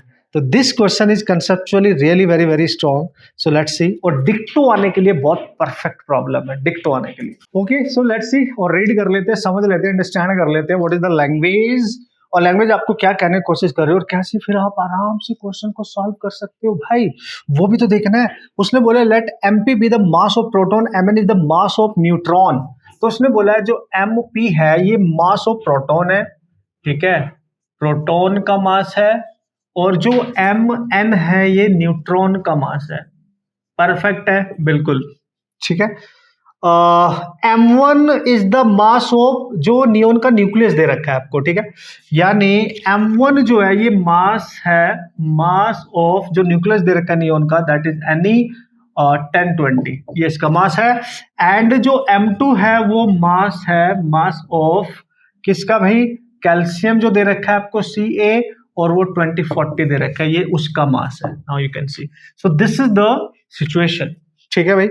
ओके सर, देन तो what is the relation between M1 and M2। अब देखो इस क्वेश्चन में आप करोगे क्या करोगे, इसमें इंफॉर्मेशन जो दे रखी है उसके अकॉर्डिंग दोनों जो न्यूक्लियस है, जैसे नियोन 1020 है और ये कैल्शियम 2040 है, इन दोनों में जो मासेज है, इनके न्यूक्लियस के जो मासेज है M1 M2, उनमें रिलेशन बताना है। What is the relation between them, what is the relation between them. Oh, अब आपको खुद सोचना पड़ेगा इस क्वेश्चन को आप कैसे क्रैक कर सकते हो। अब इस क्वेश्चन को अप्रोच करने के लिए एक चीज आपको हमेशा पता होनी चाहिए बच्चों, कि जो हमारे पास न्यूक्लियस होता है, सपोज करो ये आपका न्यूक्लियस है, न्यूक्लियस के अंदर जो ऑब्वियसली उसके पार्टिकल्स हैं, प्रोटॉन और न्यूट्रॉन है, जिनको हम न्यूक्लियॉन्स कहते हैं, ठीक है, इनको हम न्यूक्लियॉन्स कहते हैं। और ये जो न्यूक्लियस है इसका अपना मास होगा कैपिटल M, और न्यूक्लियॉन्स का जो मास होगा उसको Mn लिख सकते हैं। तो हमेशा याद रखना, प्रैक्टिकली आपको ने पढ़ा होगा कि न्यूक्लियॉन्स का जो मास है वो न्यूक्लियस के मास से ग्रेटर होता है, ये ध्यान रखना है बच्चों यहाँ पे। और ये वाला कंडीशन यूज करते हुए इस प्रॉब्लम को क्रैक किया जा सकता है, इस कॉन्सेप्ट को अंडरस्टैंड किया जा सकता है, थोड़ी सी कैलकुलेशन बन सकती है, लेकिन इसको टेक्निकली आप अंडरस्टैंड करके भी इसमें आंसर को करके आ सकते हैं, लेकिन थोड़ा सा तो समझना पड़ेगा सर। तो दोनों न्यूक्लियस के लिए अलग अलग निकाल लेते हैं, चलो भाई। तो पहला है इसका, तो टोटल मास निकाल लेते हैं न्यूक्लियॉन्स का, वो कैसे आएगा, मास ऑफ प्रोटॉन, एक प्रोटॉन का मास बहुत सारे हो सकते हैं तो Z से मल्टीप्लाई कर दो, और मास ऑफ एक न्यूट्रॉन बहुत सारे हो सकते हैं तो A - Z से मल्टीप्लाई कर दो, ये आएगा मास ऑफ न्यूक्लियॉन्स। अब आप क्या करेंगे, जेड कितना है इसके लिए 10 है सर, एमपी ही रखेंगे। क्या उसकी वैल्यू दे रखी है क्या, नहीं, जरूरत ही नहीं है। प्लस ए माइनस जेड यानी 20 माइनस 10, ये भी 10 आएगा, और m इंटू एन, ये आ गया भाई, ठीक है। और अब आप सबको पता है अगर ये इससे ज्यादा है तो इसी की वजह से there is a concept which is called as mass defect, delta m बनेगा, तो इसको कहते हैं मास डिफेक्ट। तो मास डिफेक्ट का कॉन्सेप्ट यहाँ पे इंट्रोड्यूस हो जाएगा, ठीक है। तो ये भी याद रखना है भाई, इसी की वजह से तो आया जो डिफरेंस आ रहा है मास में। ओके सर, परफेक्ट है। तो अगर मैं इसके केस में मास डिफेक्ट निकालूंगा ना, तो चलो निकाल लेते हैं, बट जरूरी नहीं है, बट ये मैंने बता दिया आपको कि ये उससे होता है, ये भी निकल गया, और इसका m1 पता है, और हमें पता है ये ज्यादा होगा, तो हम लिखेंगे मास पहले केस में जो आएगा न्यूक्लियॉन्स का वो ग्रेटर होना चाहिए m1 से, तो ये आ जाएगा 10 बार ले लो, तो mp प्लस mn ये आ जाएगा इनटू ग्रेटर देन m1। इसको फर्स्ट इक्वेशन मान लो बच्चों, this is your first equation by the way. Similarly आप इसके लिए कैलकुलेट कर लो, तो इसके न्यूक्लियॉन्स का मास कितना आएगा, देखो 20 MOP plus 40 minus 20 that is 20 MN, और this must be greater then that is M2। ये आपका सेकेंड इक्वेशन आएगा, यही तो है। M1 और M2 में रिलेशन चाहिए हमारे को, ठीक है सर। और आप सबको पता है इस केस में बहुत ज्यादा घना इंपॉर्टेंट है, क्योंकि मास डिफेक्ट है, और इस केस में बाइंडिंग एनर्जी निकालनी पड़ती है पर न्यूक्लियॉन। और याद रखना बच्चों, बाइंडिंग एनर्जी पर न्यूक्लियॉन, यहाँ पे इनका जो मास नंबर है वो 2040 है, और आयरन का बाइंडिंग एनर्जी पर न्यूक्लियॉन सबसे ज्यादा होता है, मोस्ट स्टेबल होता है। अगर आपने देखा होगा बाइंडिंग एनर्जी पर न्यूक्लियॉन जो आयरन होता है उसकी सबसे ज्यादा, वहां तक as the mass number increasing binding energy per nucleon also increases, वो आपने याद रखना है। इसका मतलब इसमें मास नंबर इसका ज्यादा है, इसका कम है, तो इसका जो बाइंडिंग एनर्जी रहेगा कैल्शियम का, कैल्शियम वाले का जो बाइंडिंग एनर्जी है that must be greater than binding energy per nucleon किसके, जो नियोन है। क्योंकि याद रखना कहां तक, up to Fe, as A increases binding energy per nucleon divided by A also increases, ये इसका कॉन्सेप्ट है। तो देखो इसका मास नंबर कम, इसका ज्यादा, तो इसकी बाइंडिंग एनर्जी पर न्यूक्लियन आपकी ज्यादा हो जाएगी, इसका भी आपने ख्याल रखना है। और इसकी बाइंडिंग एनर्जी कैसे निकाल सकते हो आप पर न्यूक्लियन। बाइंडिंग एनर्जी निकालने के लिए बच्चों आपको मैं बता दूं, बाइंडिंग एनर्जी कभी भी निकालनी है तो मास डिफेक्ट इंटू C², यानी ये आपका फॉर्मूला जिससे आप निकाल सकते हो speed of light, and this is the mass defect. बस अब इसके लिए मास डिफेक्ट क्या होगा, पहले किसके लिए, कैल्शियम के लिए, तो कैल्शियम का मास डिफेक्ट कितना आया, 20 कॉमन ले लो, MP प्लस 20 इंटू MN, ये आ जाएगा। और इसका mass defect this minus this करना है ना, तो इन माइनस कर दो M2, और इनटू करना पड़ेगा आपको C² भी है बाहर, तो C² भी है बाहर, इनटू कर दो C², और डिवाइड में कर देंगे 40, क्योंकि इसके मास नंबर से भी डिवाइड करना है, और ग्रेटर देन कर दो बच्चों। ये वाला मास डिफेक्ट कैसे निकालोगे, इसके केस में नियोन के लिए mass defect Mn minus M1, तो 10 बाहर आ जाएगा, तो MOP प्लस MN, यह आ जाएगा माइनस M1, और यहाँ पे भी आप इनटू करके C² करोगे और नीचे कर दोगे 20। C² ये कैंसिल हो जाएगा गाइस, C² बाहर है कैंसिल, और ये जो 10 है ये 10 इसके बाहर है। हाँ, इसको आपको सॉल्व करना पड़ेगा, इससे ये कैंसिल हो जाएगा, 2 आएगा, क्रॉस मल्टीप्लाई करना। जब आप क्रॉस मल्टीप्लाई करोगे, देखो 2 इसके नीचे आ रहा है M2 के, क्रॉस वगैरह मल्टीप्लाई करोगे तो यहाँ से आप देखोगे जो M2 आ रहा है वो लेस देन आएगा 2 टाइम्स ऑफ M1 के, ये आना चाहिए करेक्ट। इसको आप सॉल्व करेंगे, this is the way, this is the तरीका, this is the technique to solve this problem, पर ये आपको कंप्लीट सॉल्व करना पड़ेगा, और ये आंसर आपका करेक्ट बनेगा। M2 is less than 2 times of M1, ठीक है, ये ध्यान रखना है। तो है ना अमेजिंग, बेहतरीन कॉन्सेप्चुअल प्रॉब्लम, यस सर, इसलिए तो बोल रहा था हर क्वेश्चन आपको एक जिंदगी देगा, एक कॉन्फिडेंस देगा, एक तरीका देगा, और आपको पता चलेगा कि यार कैसे क्वेश्चंस को क्रैक करना है इजी वे में, इजी तरीके से। तो ये है इन क्वेश्चंस का कमाल। आने वाले नेक्स्ट क्वेश्चन आपको कमांड देंगे इन सारे कॉन्सेप्ट की, फॉर्मूले की, आपको बिल्कुल कोई दिक्कत नहीं होगी बाय द वे गाइस, ठीक है। अब हम चलेंगे नेक्स्ट प्रॉब्लम्स की तरफ, और क्या है उनकी कहानी, मेरी जुबानी, जल्दी से उनको भी सॉल्व करेंगे। और बाकी आपकी जिम्मेदारी। अगर आप बच्चे नए हो सब्सक्राइब करके रखें, यू कैन फिश पे जुड़े रहें। आपको टेस्ट सीरीज से लेके सारी सीरीज जो अमेजिंग अमेजिंग हम चलाने वाले हैं for NEET for Mains as well, वो मिलेगी इस चैनल पे लास्ट तक। न्यूमेरिकल सॉल्विंग में आपको स्ट्रॉन्ग बनाएंगे बॉस, ठीक है। चलो भाई लोग देखते हैं नेक्स्ट प्रॉब्लम। अच्छा क्वेश्चन, अच्छा कॉन्सेप्ट, प्यारा सा क्यूट सा, और अब आप सब बच्चे समझ भी गए होंगे कि कैसे डील करना है इस टाइप का प्रॉब्लम, राइट। तो उसने बोला electron in hydrogen atom makes a transition N1 से N2 जा रहा है ऑब्वियसली। तो यहाँ पे हाइड्रोजन एटम की बात कर रहा है, N1 से N2 जा रहा है, एक ऑर्बिट से दूसरे में जा रहा है, ट्रांजिशन कर रहा है। N1 N2 are the principal quantum numbers of two states, ठीक है। Assume the Bohr model to be valid. तो जहां पे बोहर मॉडल, देखो यार बोहर मॉडल पे ना क्वेश्चन जरूर आता है भाई एग्जाम में, चाहे वो नीट का एग्जाम हो, जेईई मेंस का हो, जेईई एडवांस का हो, भाई हमेशा क्वेश्चन पूछा जाता है यार। या फिर एक सुपर अमेजिंग एंट्रेंस एग्जामिनेशन इस साल, उसको भी अपने अटेम्प्ट करना है, IAT, IISER's aptitude test. Very amazing, very very amazing, just like IIT guys. So the time period of the electron in the initial state, जो पहली स्टेट होगी N1 ये वाली, ठीक है, इसमें जो टाइम पीरियड है उसका T1 वो दे रखा है 8 टाइम्स, इसमें जो टाइम पीरियड होगा उसका 8 टाइम्स है।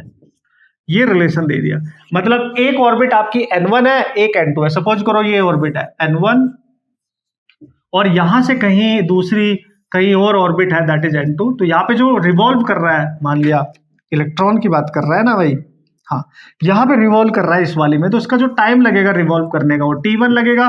और यहाँ पे इलेक्ट्रॉन इस वाली ऑर्बिट में अगर रिवॉल्व करेगा चांदी मेरे, तो जो टाइम लगेगा दैट इज T2।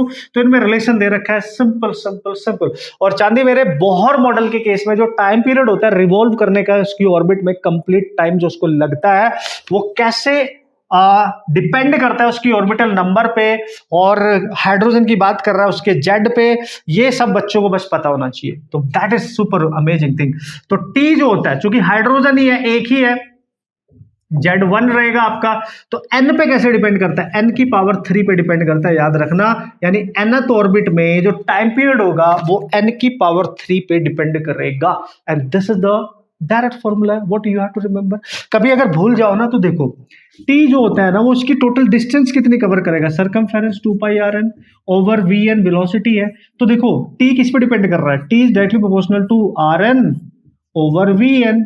और अगर मैं आपको बताऊं rn n और z पे कैसे डिपेंड करता है, भाई rn का जो फॉर्मूला होता है वो होता है r0 n square by z, और vn का जो फॉर्मूला होता है वो होता है that is v0 z by n, n और z पे। तो जब ये वैल्यू दोनों यहां पुट करोगे तो देखो n ऊपर जाएगा, z मल्टीप्लाई हो जाएगा, तो जो tn होगा directly proportional n cube by z square. अगर z भी लिखना है, ये ध्यान रखना, एक्चुअली में ये है, क्योंकि यहाँ हाइड्रोजन है तो z तो 1 ही हो जाएगा ना। तो बस, तो पहले ऑर्बिट में T1 है, दूसरे में T2 है, डायरेक्टली प्रोपोर्शनल है, तो N1 है ओवर N2 है, उसकी क्यूब ले लो। अब ये T1 8 दे रखा है, तो 8 time of T2 that is T2 आ जाएगा, तो N1 बाई N2 की क्यूब ले लेंगे गाइस। तो क्यूब लेंगे तो भाई इसको आप 8 को 2 की पावर 3 लिख सकते हैं, 3 3 कैंसिल हो जाएगा, तो N1 बाई N2 आ जाएगा आपका 2, तो N1 आपका 2 टाइम्स रहने वाला है। अब अगर N2 को मैं 1 मान लूं तो N1 आपका 2 ही आएगा, ठीक है, N1 आपका 2 ही आएगा। तो इस तरीके के आपको रेशियो 1 दिखेंगे, 2:1 दिखेगा, जो नहीं है तो 2 मान लो। N2 को अगर आप 2 मान रहे हो तो ये 4 हो जाएगा, देखो N1, तो फिर आपको N1 4 दिखेगा और N2 आपका 2 दिखेगा, तो 4:1 बन जाना। ये इस तरीके से वैल्यूज आप ले सकते हो। नहीं रेशियो नहीं पूछ रहा है, वो तो 2:1 ही बनेगा, लेकिन वैल्यूज पूछ रहा है 4:2 भी बन सकती है, एंड सो ऑन, अगर आप उसकी वैल्यू चेंज कर रहे हैं, ठीक है। So this is the case, this is the तरीका, and this is the method. Okay मेरे सोना चांदी, तो दिस इज द टाइम कि आपको चमकना है और आपको फिजिक्स को मास्टर करना है। चमक जाओगे, कॉन्फिडेंस बढ़ जाएगा, प्रॉब्लम सॉल्विंग में स्ट्रांग बनोगे तो कॉन्फिडेंस तो आएगा, क्योंकि हर कॉम्पिटेटिव एग्जाम चाहता है कि बच्चे को न्यूमेरिकल सॉल्व करने आने चाहिए, जो उसने थ्योरी समझी है, कॉन्सेप्ट समझे हैं, फंडा वगैरह जो भी उसने अंडरस्टैंड करे हैं, उनको अप्लाई करके बस क्वेश्चन को सॉल्व करना है। नेक्स्ट प्रॉब्लम भी बेहतरीन है और मैं बेहतरीन तरीके से उसकी ट्रिक आपको बताने वाला हूं, क्योंकि उससे बहुत जल्दी सॉल्व हो सकता है। यस, तो देख लो, पढ़ लो, समझ लो, ध्यान से समझ लेना। ये क्वेश्चन एक टाइम पे बहुत पूछे जाते थे और बहुत अमेजिंग प्रॉब्लम्स भी हैं। Two radioactive materials A and B have decay constant. भाई दो रेडियो एक्टिव मटेरियल है, ए है और एक बी है। इसका डिके कांस्टेंट दे रखा है लैम्डा 1, दैट इज 10। 10 नहीं है भाई, ये इसको करेक्ट कर लेना, 5 लैम्डा है। हालांकि 10 हो सकता है, लेकिन यहाँ 5 लैम्डा के अकॉर्डिंग ऑप्शन है, ठीक है, ये देख लेना। तो लैम्डा 2 आपका जाएगा, ये लैम्डा ही रहेगा, यस लैम्डा 2 आपका लैम्डा रहेगा, 10 नहीं है वहां पे, ठीक है। So respectively at t equal to 0 a sample has same number of 2 nuclei. जब टाइम इनिशियली t 0 है तो दोनों में जो सैंपल है, इनिशियल अमाउंट है वो सेम है, n0 ऑब्वियसली इनिशियल अमाउंट जो होगा डिसइंटीग्रेशन जब वो स्टार्ट करेगा उसमें इतना है भाई, ऐसे उसने बोला है। The time taken for the ratio of number of nuclei to become, मतलब किस जो रेशियो दे रखा है ना आफ्टर सम टाइम, वो टाइम निकालना है जब ये इसका जो वैल्यू होगा Na होगा न्यूक्लियाई का और इसका होगा Nb, और Na ओवर Nb है ना, इसका रेशियो दे रखा है। The time taken for the ratio of the number of nuclei to become this, इसका रेशियो दे रखा है आफ्टर सम टाइम इतना हो जाएगा 1/e², 1/e का होल स्क्वायर यानी 1/e², ये दे रखा है। यानी आफ्टर सम टाइम, आफ्टर कोई टाइम होगा आपका t, वो टाइम निकालना है जब इनका रेशियो इसके इक्वल होगा। e एक्सपोनेंशियल फंक्शन है। अब ऐसा क्वेश्चन कैसे करूं? अब आप सबको पता है वेवलेंथ बोल रहा हूं यार, डीके कांस्टेंट जब भी गिवन हो और नंबर ऑफ अनडिकेड जो न्यूक्लियाई हैं उनकी बात करें कि आफ्टर सम टाइम जो बचे हुए न्यूक्लियाई होंगे, तो n इक्वल टू होता है n0 e की पावर माइनस लैम्डा t, यही तो होता है फॉर्मूला। तो भाई इसके लिए अलग से बनाओ इक्वेशन, इसके लिए अलग से बनाओ। Na इनिशियल रहेगा और इसका टाइम सेम है, इसका लैम्डा 1 हो जाएगा। तो Nb को आप लिखोगे n0 e की पावर माइनस लैम्डा 2t और इसको रेशियो डिवाइड कर देना, सॉल्व करना, आंसर आएगा। This is the method, this is the concept. लेकिन जब भी ऐसा क्वेश्चन आए, ध्यान देना, जब भी ऐसा क्वेश्चन आए कि एक न्यूक्लियाई उसका लैम्डा 1 गिवन हो, दूसरा न्यूक्लियाई उसका लैम्डा 2 गिवन हो, और आफ्टर सम टाइम उनके न्यूक्लियाई का रेशियो e के टर्म्स में गिवन हो, एक्सपोनेंशियल के फंक्शन के टर्म्स में गिवन हो, तो याद रखना ये ट्रिक, ये technique, that is super amazing. Concept मैंने बता दिया कैसे करना, लेकिन ये टेक्निकल फॉर्मूला जो मैं बता रहा हूं ये याद रख लेना। जब भी वो टाइम पूछे कि कितने समय के बाद इनका रेशियो हो जाएगा, तो पावर ऑफ ई लेना, पावर ई की जो भी गिवन होगी, कुछ भी हो सकती है, डिवाइड में डेल्टा लैम्डा, यानी डिफरेंस ऑफ जो लैम्डा 1 लैम्डा 2 दे रखा है। तो याद आएगा पावर ऑफ ई कितनी है, e की पावर 2 है, तो 2 लिखो और डिफरेंस लिखना है जो ज्यादा वाला है उसमें से, लैम्डा 1 माइनस लैम्डा 2, तो 2 बाई आ जाएगा 5 लैम्डा माइनस लैम्डा, तो 2 बाई आएगा 4 लैम्डा गाइज, तो t आ जाएगा 1/2 lambda. And this is super amazing technique और बहुत जल्दी क्वेश्चन हो जाएगा। मेरी शॉर्ट ट्रिक बुक में भी फॉर्मूलेज गिवन है, रिलेशंस जो हमने बना रखे हैं आपके लिए गिवन है, जिससे बच्चों को कॉन्सेप्ट भी आए और ऐसी टेक्निक भी आए जिससे वो सॉल्व कर सके। वो बुक अगर आपके पास नहीं है, एज सुन एज पॉसिबल उसको ऑर्डर कर लेना वेबसाइट से, लिंक यहीं पे वीडियो में आपको कहीं ना कहीं मिल ही जाएगा, ठीक है। That is super amazing guys, right? Okay sir, मजा आ गया। अब देखो कुछ क्वेश्चन लगातार यहाँ पे आपको रेडियो एक्टिविटी के ही नजर आने वाले हैं, जिससे आपका कॉन्सेप्ट अच्छे से स्ट्रॉन्ग बन जाएगा मस्त तरीके से। Yes, okay guys, so this is the next problem. और क्वेश्चन को जैसे मैं पढ़ रहा हूँ, समझ रहा हूँ, अंडरस्टैंड कर रहा हूँ, उसको लिख रहा हूँ, पहले उसमें डेटा क्या गिवन है, फिर उसके बिहाइंड कॉन्सेप्ट क्या है, फिर उसको अप्रोच कैसे करना है जिससे क्वेश्चन को इजीली सॉल्व किया जा सके। This is what you have to understand, और यही स्किल आपने डेवलप करनी है, ठीक है। हो जाएगी, टेंशन नहीं लेने का बॉस। तो देखो उसने बोला half life of 2 radio active nuclei.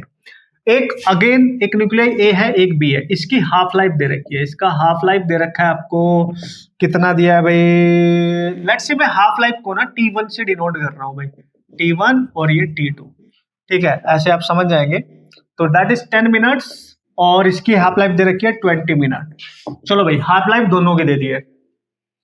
If initially a sample has equal number of nuclei, initially इसमें जो नंबर ऑफ न्यूक्लियाई है वो भी n0 होंगे और इसमें भी n0 ही होंगे। इनिशियली दोनों का अमाउंट सेम है, इतना इतना समझ के चलो बस आप, ठीक है। जैसे एक लड्डू खा रहे हो आप, एक लड्डू है जिसका जो वेट है वो भाई 50 ग्राम है, दोनों को 50-50 ग्राम के लड्डू दिए गए, सपोज करो, तो इनिशियल अमाउंट हो गया।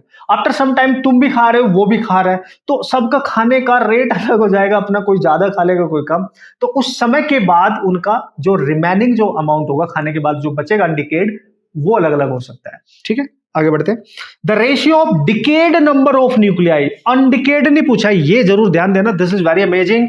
उसने पूछा इसमें खर्च होने के बाद जो बचेंगे, डिकेड यानी ए का डिकेड, डिकेड कौन से वाले का, ए वाले का, इसका और इसका जो बचेगा डिकेड का है ना, बी का, इसका, इनका रेशियो पूछा है।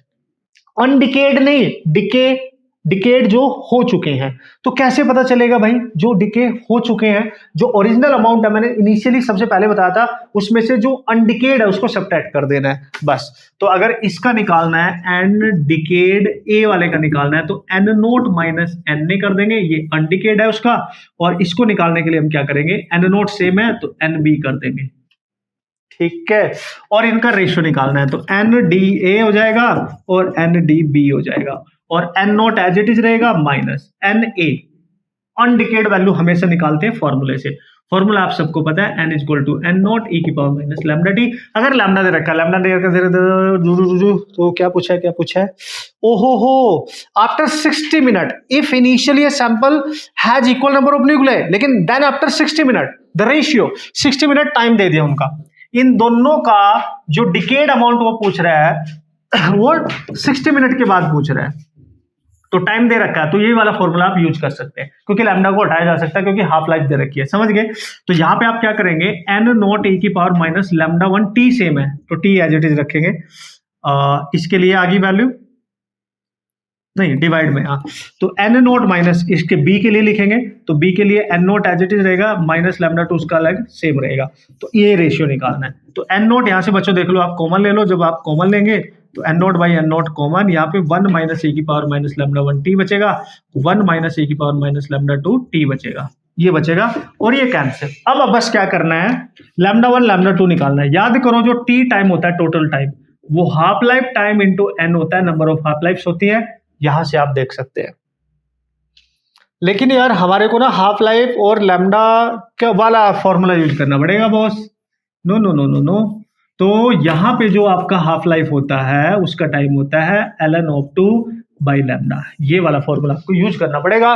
तो आप देख सकते हैं पहले वाले की हाफ लाइफ अगर 10 है तो उसका लैम्डा 1 लिख लेंगे, ये 1 के लिए, तो लैम्डा 1 आएगा ln ऑफ 2 बाई 10, ठीक है, और लैम्डा 2 सिमिलरली आ जाएगा ln ऑफ 2 बाई कितना है उसका 20। लैम्डा 1 लैम्डा 2 आ गया, सब यहाँ पुट करेंगे, टी की वैल्यू पुट करेंगे, सॉल्व कर लेंगे। थोड़ा सा मेहनत तो लगेगी तुम्हें सॉल्व करने में, लेकिन हाँ आप क्वेश्चन को करेक्ट कर सकते हैं, कोई दिक्कत वाली बात आपको होगी नहीं। क्या ये मैंने कुछ ज्यादा ही डिफिकल्ट तो नहीं बना दिया? ओ यार, ये क्यों यूज कर रहा हूं मैं, इतना कॉम्प्लेक्स क्यों बना रहा हूं, ये सही था, टी दे रखा है ना, यस, नो नीड, इसको ऐसे सॉल्व नहीं करेंगे, इसको ऐसे सॉल्व नहीं करेंगे, ये ज्यादा डिफिकल्ट बनेगा तुम्हारे लिए। उससे बेटर क्या है कि इसका ये जो डिकेड है, अनडिकेड है, ठीक है भाई, अनडिकेड है, तो N naught minus N naught into 1/2 की पावर एन वाला फॉर्मूला यूज करेंगे। N is the number of half life, ये निकाला जा सकता है इसी फॉर्मूले से, T is equal to N into T half से। तो एन आपको निकालना पड़ेगा टी ओवर टी हाफ से, तो एन की वैल्यू टी टोटल टाइम 60 है, और टी आप पहले का कितना है 10 है, तो उसका n1 आ गया 6। तो बस ऐसे यूज करो, ठीक है, ऐसे यूज करो।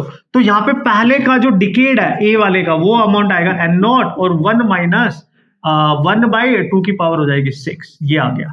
सिमिलरली बी वाले का डिकेड निकाल लेंगे, तो बी वाले का भी आएगा एन नॉट 1 माइनस 1/2 की एन निकाल लेते हैं, उसका एन आएगा उसका यहाँ से, तो उसको n2 मानेंगे, टी 60 रहेगा लेकिन ये 20 है तो 3 आएगा, तो यार 3 पावर हो जाएगी, बस अब सही है।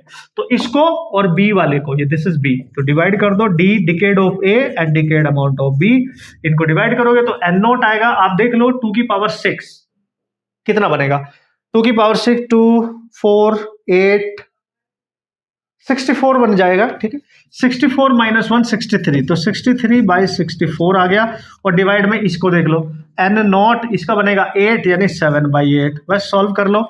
तो भाई लोग ये 8 है, ये 8 है भाई, एन नोट कैंसिल हो जाएगा, 63 इंटू 8 ऊपर जाएगा, 7 नीचे 64 नीचे, ये कैंसिल 8 आ रहा है, और ये 9 आ रहा है, तो भाई 9/8 आ रहा है आंसर। इन दोनों का जो रेशियो आ रहा है वो 9/8 आ रहा है। This is the perfect relation, बस आपको याद होना चाहिए। और देखो हम अगर वो दूसरे वाले रिलेशन यूज कर रहे थे उससे तो हम फंस जाने थे कहीं ना कहीं कैलकुलेशन में। So I think this is your correct answer. 9/8 is the most correct answer.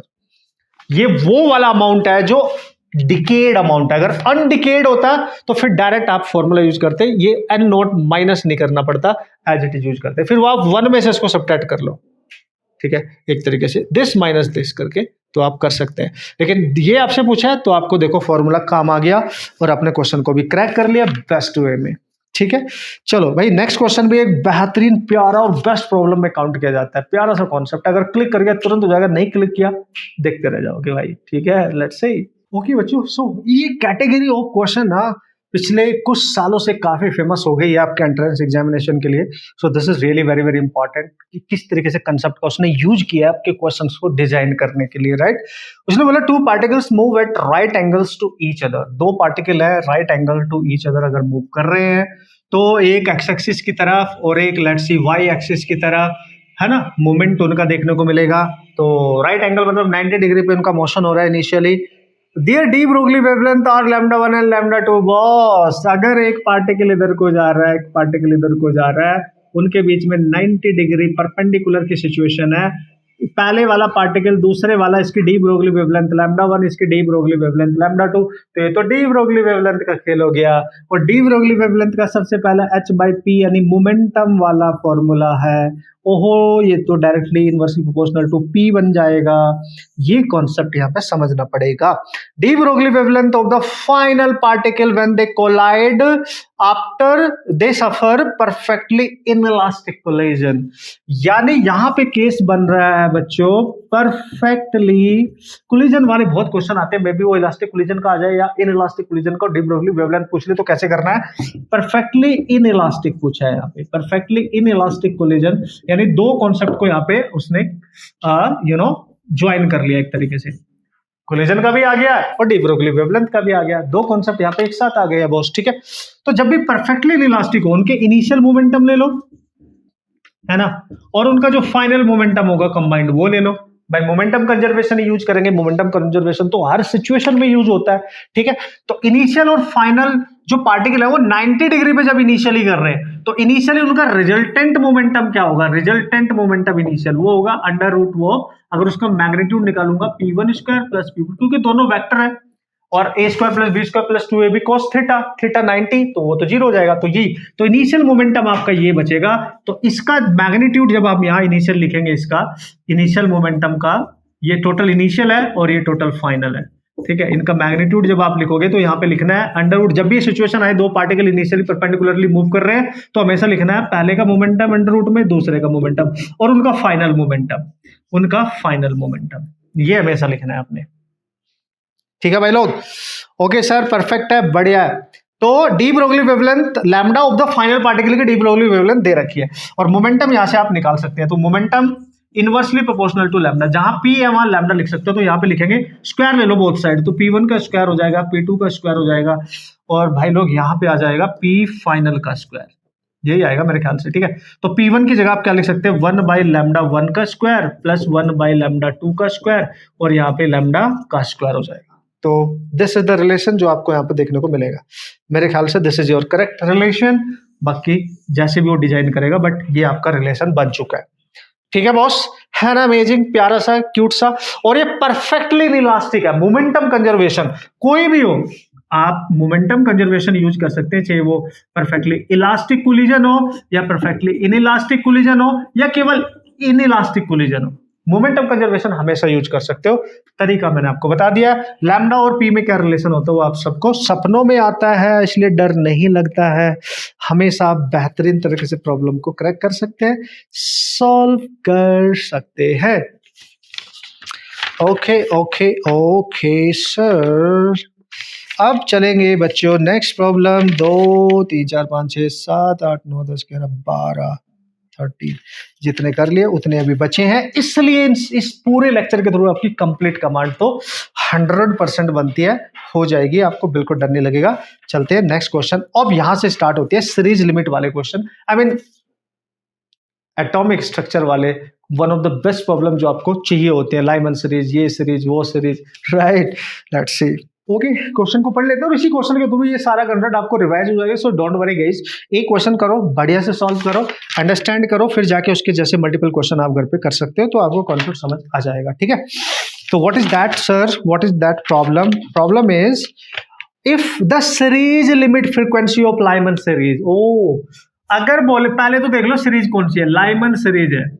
तो सबसे पहली बात है, अगर लाइमन सीरीज है तभी बनती है जब इलेक्ट्रॉन अपना हायर स्टेट से आ रहा होता है और वो ग्राउंड स्टेट पे आए, तभी लाइमन सीरीज बनेगी। यानी N1 हमेशा जहां पे वो गिरेगा आके, उसके लिए असाइन करेंगे। N2 जहां से आएगा, उसकी हायर स्टेट से जहां से भी आएगा, उसको N2 से लिखेंगे, ये याद रखना। तो लाइमन तभी बनाएगा जब N1 पे आएगा। तो N1 लाइमन बनाता है जब 1 पे आता है। N2 अब वो डिपेंड करेगा कहां से आ रहा है, उसी के अकॉर्डिंग फिर हम डिफाइन करते हैं उसकी वेवलेंथ को किस तरीके से है। अब यहाँ पे लाइमन के लिए उसने बोली है, एक वर्ड यूज किया है उसने, सीरीज लिमिट फ्रीक्वेंसी। बच्चे किसी भी सीरीज के लिए अगर वो बोल दे सीरीज लिमिट वेवलेंथ बोले या फ्रीक्वेंसी बोले, जब भी ये वाला टर्म यूज करे सीरीज लिमिट, इसका मतलब वो इन्फिनिटी से आएगा, इन्फिनिटी से। याद रखना, उसकी जो फाइनल स्टेट है N2 वो इन्फिनिटी है, अगर ये वाला टर्म यूज करे। ये बहुत इंपॉर्टेंट है और ऐसे ऐसे सारे टेक्निकल टर्म आपको पता होने चाहिए। The electron will jump from the infinity and this is amazing to all of you. तो जब वो इन्फिनिटी से आ रहा होगा, इन्फिनिटी से, और ग्राउंड स्टेट पे गिरेगा जाके, तो N1 पे गिरेगा, तो लाइमन सीरीज वो इमिट करता है। आप सबको पता है लाइमन सीरीज के अंदर आती है, उस रीजन में आती है, यूवी रीजन जिसको आप बोल देते हो, अल्ट्रावायलेट रीजन में आती है। तो ये क्वेश्चन करेंगे कैसे, तो याद करो फॉर्मूला क्या होता है, 1/λ RZ², 1/N1 जहां पे जिस स्टेट में आएगा वो लेना है, माइनस जहां से आएगा N2 हर उसके लिए। तो दिस इज योर फॉर्मूला। ये आएगा जहां पर आएगा, ऐसे याद रख सकते हो, यानी इनिशियल, ये फाइनल स्टेट माने जाते हैं जहां पे आता है। जहां से आएगा यानी किस पर्टिकुलर ऑर्बिट से आएगा। जैसे यहाँ इन्फिनिटी से आ रहा है तो उसको N2 लिखेंगे, और जहां पे आ रहा है, जो सीरीज बना रहा है उसके नाम से पता चल जाएगा। लाइमन बना रहा है तो N1 है, तो यहां पे आ रहा होगा, बस सिंपल। और ये कौन सी वाली कंडीशन है, सीरीज वाली, तो N2 तो इन्फिनिटी हो गया। तो यहाँ पे लैम्डा VL दे रखा है उसने, और 1/λ आपका फ्रीक्वेंसी लिख सकते हो आप इसको ऐसे, न्यू, ये फ्रीक्वेंसी होती है। तो फ्रीक्वेंसी दे रखी है उसने VL लाइमन के लिए, तो ये दे रखी है। तो हम इसको लिख लेंगे न्यू L = RZ²। कांस्टेंट ही रहेगा, अलग अलग होंगे तो अलग बात है Z, लेकिन एक ही मान के चलो। R रिडबर्ग कांस्टेंट है, Z उसके लिए जो भी डिफाइन यहाँ पे नहीं किया है तो एज इट इज यूज कर सकते हो। तो लाइमन के लिए 1 हो जाएगा, और ये सीरीज लिमिट बना रहा है तो इन्फिनिटी हो जाएगा। तो न्यू L आपका आ रहा है बच्चों RZ², बस यही आ रहा है। और नेक्स्ट किसके लिए बना रहा है, then the series limit frequency of P Pfund series. सबसे पहले तो नेक्स्ट P फंड की बात कर रहा है। P फंड सीरीज के लिए उसको कहां पे आना पड़ेगा, N1। P फंड सीरीज तब बनेगी जब उसका जो N1 होगा वो P फंड के अकॉर्डिंग साइन होगा, और वो 5 होता है, यानी वो 5th में आएगा। जब वो 5th में आएगा, यानी देखो ना, आपको याद होगा यार, अगर ये 1 है तो ये 2 होगा, ये 3 होगा, ये 4 होगा, ये 5 होगा, ठीक है। ये सेकंड है ऑर्बिटल, ये थर्ड है, ये 4 है, ये 5 है। जब वो 5 में आएगा तो उससे ऊपर से ही आएगा ना, 6 से या इन्फिनिटी से कहीं भी आ सकता है, इसके ऊपर से ही आएगा भाई, कहीं से भी, है ना। तो वो 5th में आएगा, तब वो P फंड बनाता है, समझ गए। देखो फर्स्ट में आएगा तो लाइमन बनाएगा, सेकंड में आएगा बार्मर बनाएगा, पास्टन बनाएगा, ब्रैकेट बनाएगा, और P फंड बनाएगा 5वीं में, ठीक है। तो ये वाला है, और चूंकि सीरीज लिमिट ही कर रहा है तो N2 उसका भी इन्फिनिटी रहेगा। तो इसकी जो फ्रीक्वेंसी रहेगी वो P लिख लेंगे यहाँ पे, और RZ² रहेगी, N1 इसका 5 का स्क्वायर माइनस इन्फिनिटी का स्क्वायर, और ये तो 0 को टेंस कर रहा है, तो ये आ रहा है RZ²/25। डिवाइड कर लो, व्हाटएवर जो भी आंसर होगा, new L by 25 is the correct answer. यहाँ से आप निकाल सकते हो, RZ की वैल्यू न्यू L है, तो यहाँ पे न्यू L by 25 आ गया। कॉन्सेप्ट देख लो, बस आप फॉर्मूला देख लो, इसी तरीके से आपका क्वेश्चन बन जाएगा। इसलिए आपको टेंशन वेंशन लेने की कोई भी जरूरत नहीं है बॉस, ठीक है। कर लेंगे ये सारे क्वेश्चन, आगे आने वाले सारे क्वेश्चंस और भी डिफिकल्ट जो भी रहेंगे, और भी जो रिमेनिंग कॉन्सेप्ट है वो सारे इसमें यूज होंगे। यू गाइस डोंट वरी, है ना। आपको पता चलेगा कि कैसे क्रैक करते हैं, कैसे सॉल्व करते हैं।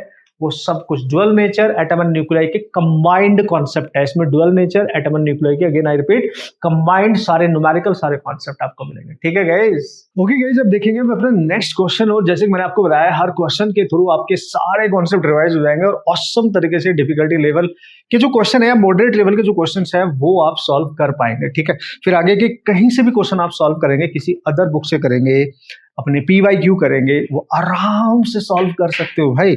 तो देखो यहाँ पे दिया है question next, that is some energy levels of a molecule are shown in the figure, the ratio of the wavelength are, मतलब दो वेवलेंथ दे रखी है तो अलग अलग ट्रांजिशन हो रहा होगा, वहां की जो अलग अलग वेवलेंथ होगी उनका रेशियो को आर बोला है। तो अल्टीमेटली हमें λ1 ओवर λ2 का रेशियो निकालना है। डायग्राम इज गिवन हियर कि कैसे ट्रांजिशन आपका देखने को मिल रहा है। तो भाई एक लेवल ये है, यहाँ पे एक आपका ये वाला लेवल दे रखा है और एक आपका ये वाला दे रखा है। ठीक है? तो इसकी जो एनर्जी वो -E है इसमें, और यहाँ पे एनर्जी 4/3 माइनस में E है, और यहाँ पे जो एनर्जी है दैट इज -2E गाइज, और लास्ट में यहाँ पे भी एनर्जी दे रखी है -3। तो this is the situation, right? और अब वो बोल रहा है कि अगर वो यहां से यहाँ पे आता है, मतलब इस एनर्जी लेवल से इस एनर्जी लेवल पे आता है, तो जो उसका वेवलेंथ है या ना E से अगर इस पे आ रहा है तो वेवलेंथ λ2 बोला है उसने इसको। यहां से जो एनर्जी रिलीज करेगा वो λ2 वेवलेंथ की होगी, लेकिन अगर वो इससे इस वाली स्टेट पे आता है तब वो यहाँ पे जो एनर्जी रिलीज करेगा वो λ1 की करेगा। तो ऑब्वियसली हमें पता है, क्योंकि जिस स्टेट से आ रहा है और जिसमें जा रहा है उनका एनर्जी पता है, तो एनर्जी डिफरेंस आपका SC/λ होता है। सिंपल सा लॉजिक है, दो इक्वेशन बना लो, सॉल्व हो जाएगा। तो पहले इन दोनों के लिए यूज करेंगे तो डेल्टा E बच्चे आपके पास आ जाएगा SC/λ2, और E क्या रहेगा आपका final minus initial equal to SC/λ2। तो फाइनल यहाँ पे आ रहा है तो -4/3 of E and minus of -E, minus sign का ख्याल रखना है, और यहाँ पे SC आपका λ2 आ जाएगा। तो जब आप इसको सॉल्व करेंगे तो -E/3 ही आ रहा है, E/3 and that is SC/λ2। ये आपकी फर्स्ट इक्वेशन बनेगी। सिमिलरली आप सेकंड इक्वेशन भी बना लेंगे, कोई प्रॉब्लम नहीं है। अभी वो फर्स्ट स्टेट ये जो भी है उसकी, उससे इस वाले स्टेट में आ रहा है, तो ये फाइनल बनेगा, ये इनिशियल बनेगा। तो इसके लिए आप जब डेल्टा E यूज करेंगे तो SC/λ1 लिखेंगे, और यहाँ पे फाइनल ये है, यानी माइनस ऑफ -E, तो ये बन जाएगा SC/λ1 गाइस, और ये माइनस माइनस प्लस होगा तो माइनस का E बचेगा, and that is SC/λ1, and this is your second equation. Now if we have to find the ratio, obviously तो हम इसको डिवाइड कर सकते हैं, फर्स्ट को सेकंड के, सेकंड को फर्स्ट डिवाइड कर दो, तुम्हारी मर्जी है। तो जब आप इसको डिवाइड करोगे SC देख लो कैंसिल हो रहा है, E से E कैंसिल, तो 3 बचेगा मेरे ख्याल से, 1/3 आपका आंसर आ जाएगा according to this problem. Yes, तो जो λ1 और λ2 यहाँ पे निकालोगे वो 1/3 आएगा, चूंकि आप डिवाइड करेंगे इसको, तो इसी को उसने R बोला है, तो R आपका आ जाएगा 1/3। ठीक है? तो this is the ratio which will be equal to obviously 1/3। So this is the simple question. Next question is very very amazing question. इस टाइप के क्वेश्चन बहुत देखे गए हैं। देखो यहाँ पे मेंस में IIT में आ चुके हैं, तो नीट में तो बहुत ही धुरंधर तरीके से क्वेश्चन बनाए जा सकते हैं, और एज इट इज आपके पास इन क्वेश्चन को भेजा जा सकता है। So be ready to solve all this type of problem guys. Okay, तो बच्चों नेक्स्ट क्वेश्चन जैसे कि देख लेते हैं। बहुत बेहतरीन ये क्वेश्चन होते हैं, लेकिन तरीका इनका बहुत सीधा सा होता है, और अगर एक बार आपने क्वेश्चन इस टाइप का सॉल्व कर लिया तो आप आराम से हैंडल कर लेंगे जब क्वेश्चन आएगा। In a hydrogen like atom, सबसे पहले तो हाइड्रोजन लाइक एटम है, तो electron makes transition from energy level with quantum number n to another this. मान लिया एक उसका ऑर्बिट ये है, यहाँ पे है, और उसका क्वांटम नंबर दे रखा है n, और कोई इलेक्ट्रॉन यहाँ पे है, और वो इससे नीचे वाली स्टेट में आता है, क्योंकि n-1 वाला उसने बोला इसको क्वांटम नंबर होगा। तो इलेक्ट्रॉन जब यहाँ पे आएगा तो एनर्जी रिलीज करेगा ऑब्वियसली। तो डेल्टा E अभी हमने निकाला था, हम कैसे निकालते हैं, E final minus E initial, और इसको हम H न्यू लिख सकते हैं या HC/λ लिख सकते हैं। सिंपल है, क्वेश्चन आप पढ़ के डेटा बेटा नोट कर लेंगे, कोई प्रॉब्लम नहीं है। फिर उसने बोला जो n है ना, n का जो नंबर रहेगा इसका क्वांटम नंबर, ये 1 से ग्रेटर होगा। कहीं पे अप्रोक्सीमेशन अगर डालना होगा तो हम डाल देंगे, तो this is greater than, very very greater than 1, तो 1 is very very less comparatively to n obviously. The frequency of radiation emitted is proportional to, तो ऑब्वियसली फ्रीक्वेंसी अगर निकालनी है तो इनका डिफरेंस निकालो और h न्यू के इक्वल कर दो, h कांस्टेंट है तो डायरेक्टली प्रोपोर्शनल बताना है हमने। तो यहां से हमें क्या करना है, simply what is the process, तो h nu is the frequency we have to find. So this is the final and this is the initial. अब आप बोलेंगे सर ये फाइनल और इनिशियल एनर्जी लाएंगे कहां से, तो ऑर्बिटल एनर्जी, तो उसको हम कैसे लिखते हैं वो आप सबको पता ही है। तो देखो ई एन किसी भी ऑर्बिट की जो एनर्जी है -13.6 Z square over n square, इतना इलेक्ट्रॉन वोल्ट आपका ये बनता है फॉर्मूला, ठीक है। हाइड्रोजन लाइक है तो जेड उसका 1 ले लेंगे, वो तुमने मान के चल लेना है, ठीक है।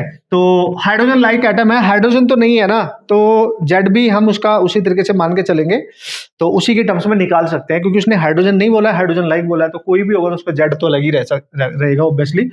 एन उसका ऑर्बिटल नंबर है। तो अब देखो यहाँ पे जब आप लिखोगे h nu is equal to, final के लिए आप क्या लिखेंगे, -13.6 Z square over final n-1 में आ रहा है, तो इस n की जगह लिखेंगे n-1 का स्क्वायर, फिर माइनस, तो माइनस जरूर लगाना है, डिफरेंस वाला, फिर E1 यही से निकलेगा -13.6 जेड स्क्वायर, और वहां तो n ही रहेगा, सिंपल। तो ये पॉजिटिव हो जाएगा गाइज, आप देख सकते हो -13।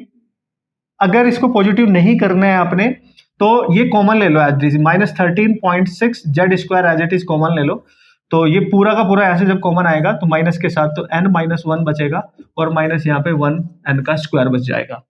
सिंपल है, ये यहाँ पे याद रखना है। अब इसको सॉल्व करना है सिंपली, तो इसको जब सॉल्व करेंगे तो -13.6 जेड स्क्वायर आएगा, इस कैल्शियम लेंगे तो n स्क्वायर आ जाएगा -n-1 का होल स्क्वायर, और नीचे आएगा n स्क्वायर इंटू n-1 का होल स्क्वायर। अब इसको बस अप्रोक्सीमेशन में डाल के सॉल्व ही करना है, तो इस टाइप के क्वेश्चन को कैसे डील करना है ये ध्यान से देखना है। ये वैल्यू कांस्टेंट आप मान लेंगे, तो हमें ये भी कांस्टेंट है क्योंकि एच न्यू के इक्वल है, हमें प्रोपोर्शनैलिटी को शो करना है, तो जो न्यू है वो डायरेक्टली प्रोपोर्शनल कर दो आप यहाँ से, केवल n पे डिपेंडेंसी चेक करना है क्योंकि उसका ऑप्शन वैसे दिया है। तो ये n square as it is, उसका n-1 का होल स्क्वायर को ओपन कर सकते हैं, तो n स्क्वायर बनेगा +1 -2n बनेगा गाइस, और नीचे आप देख सकते हो n स्क्वायर इंटू n-1 का as it is whole square है। ये माइनस अब जो अंदर जाएगा तो ये कैंसिल हो जाएगा, ये प्लस हो जाएगा, ये माइनस हो जाएगा, तो nu is directly proportional to 2n-1 पे डिपेंड कर रहा है, और यहाँ पे n स्क्वायर है। अगर आप ध्यान से देखो, यहाँ से मैं n बाहर लूंगा तो स्क्वायर भी बाहर आएगा, तो इंटू n स्क्वायर हो जाएगा, यहाँ से n बाहर लूंगा 1 बचेगा, यहाँ पे 1 है तो यहाँ 1/n बचेगा। कूल है, इस तरीके से भी आप सोच सकते हो इसको, ठीक है, इस तरीके से भी आप सोच सकते हो इसको, ठीक है।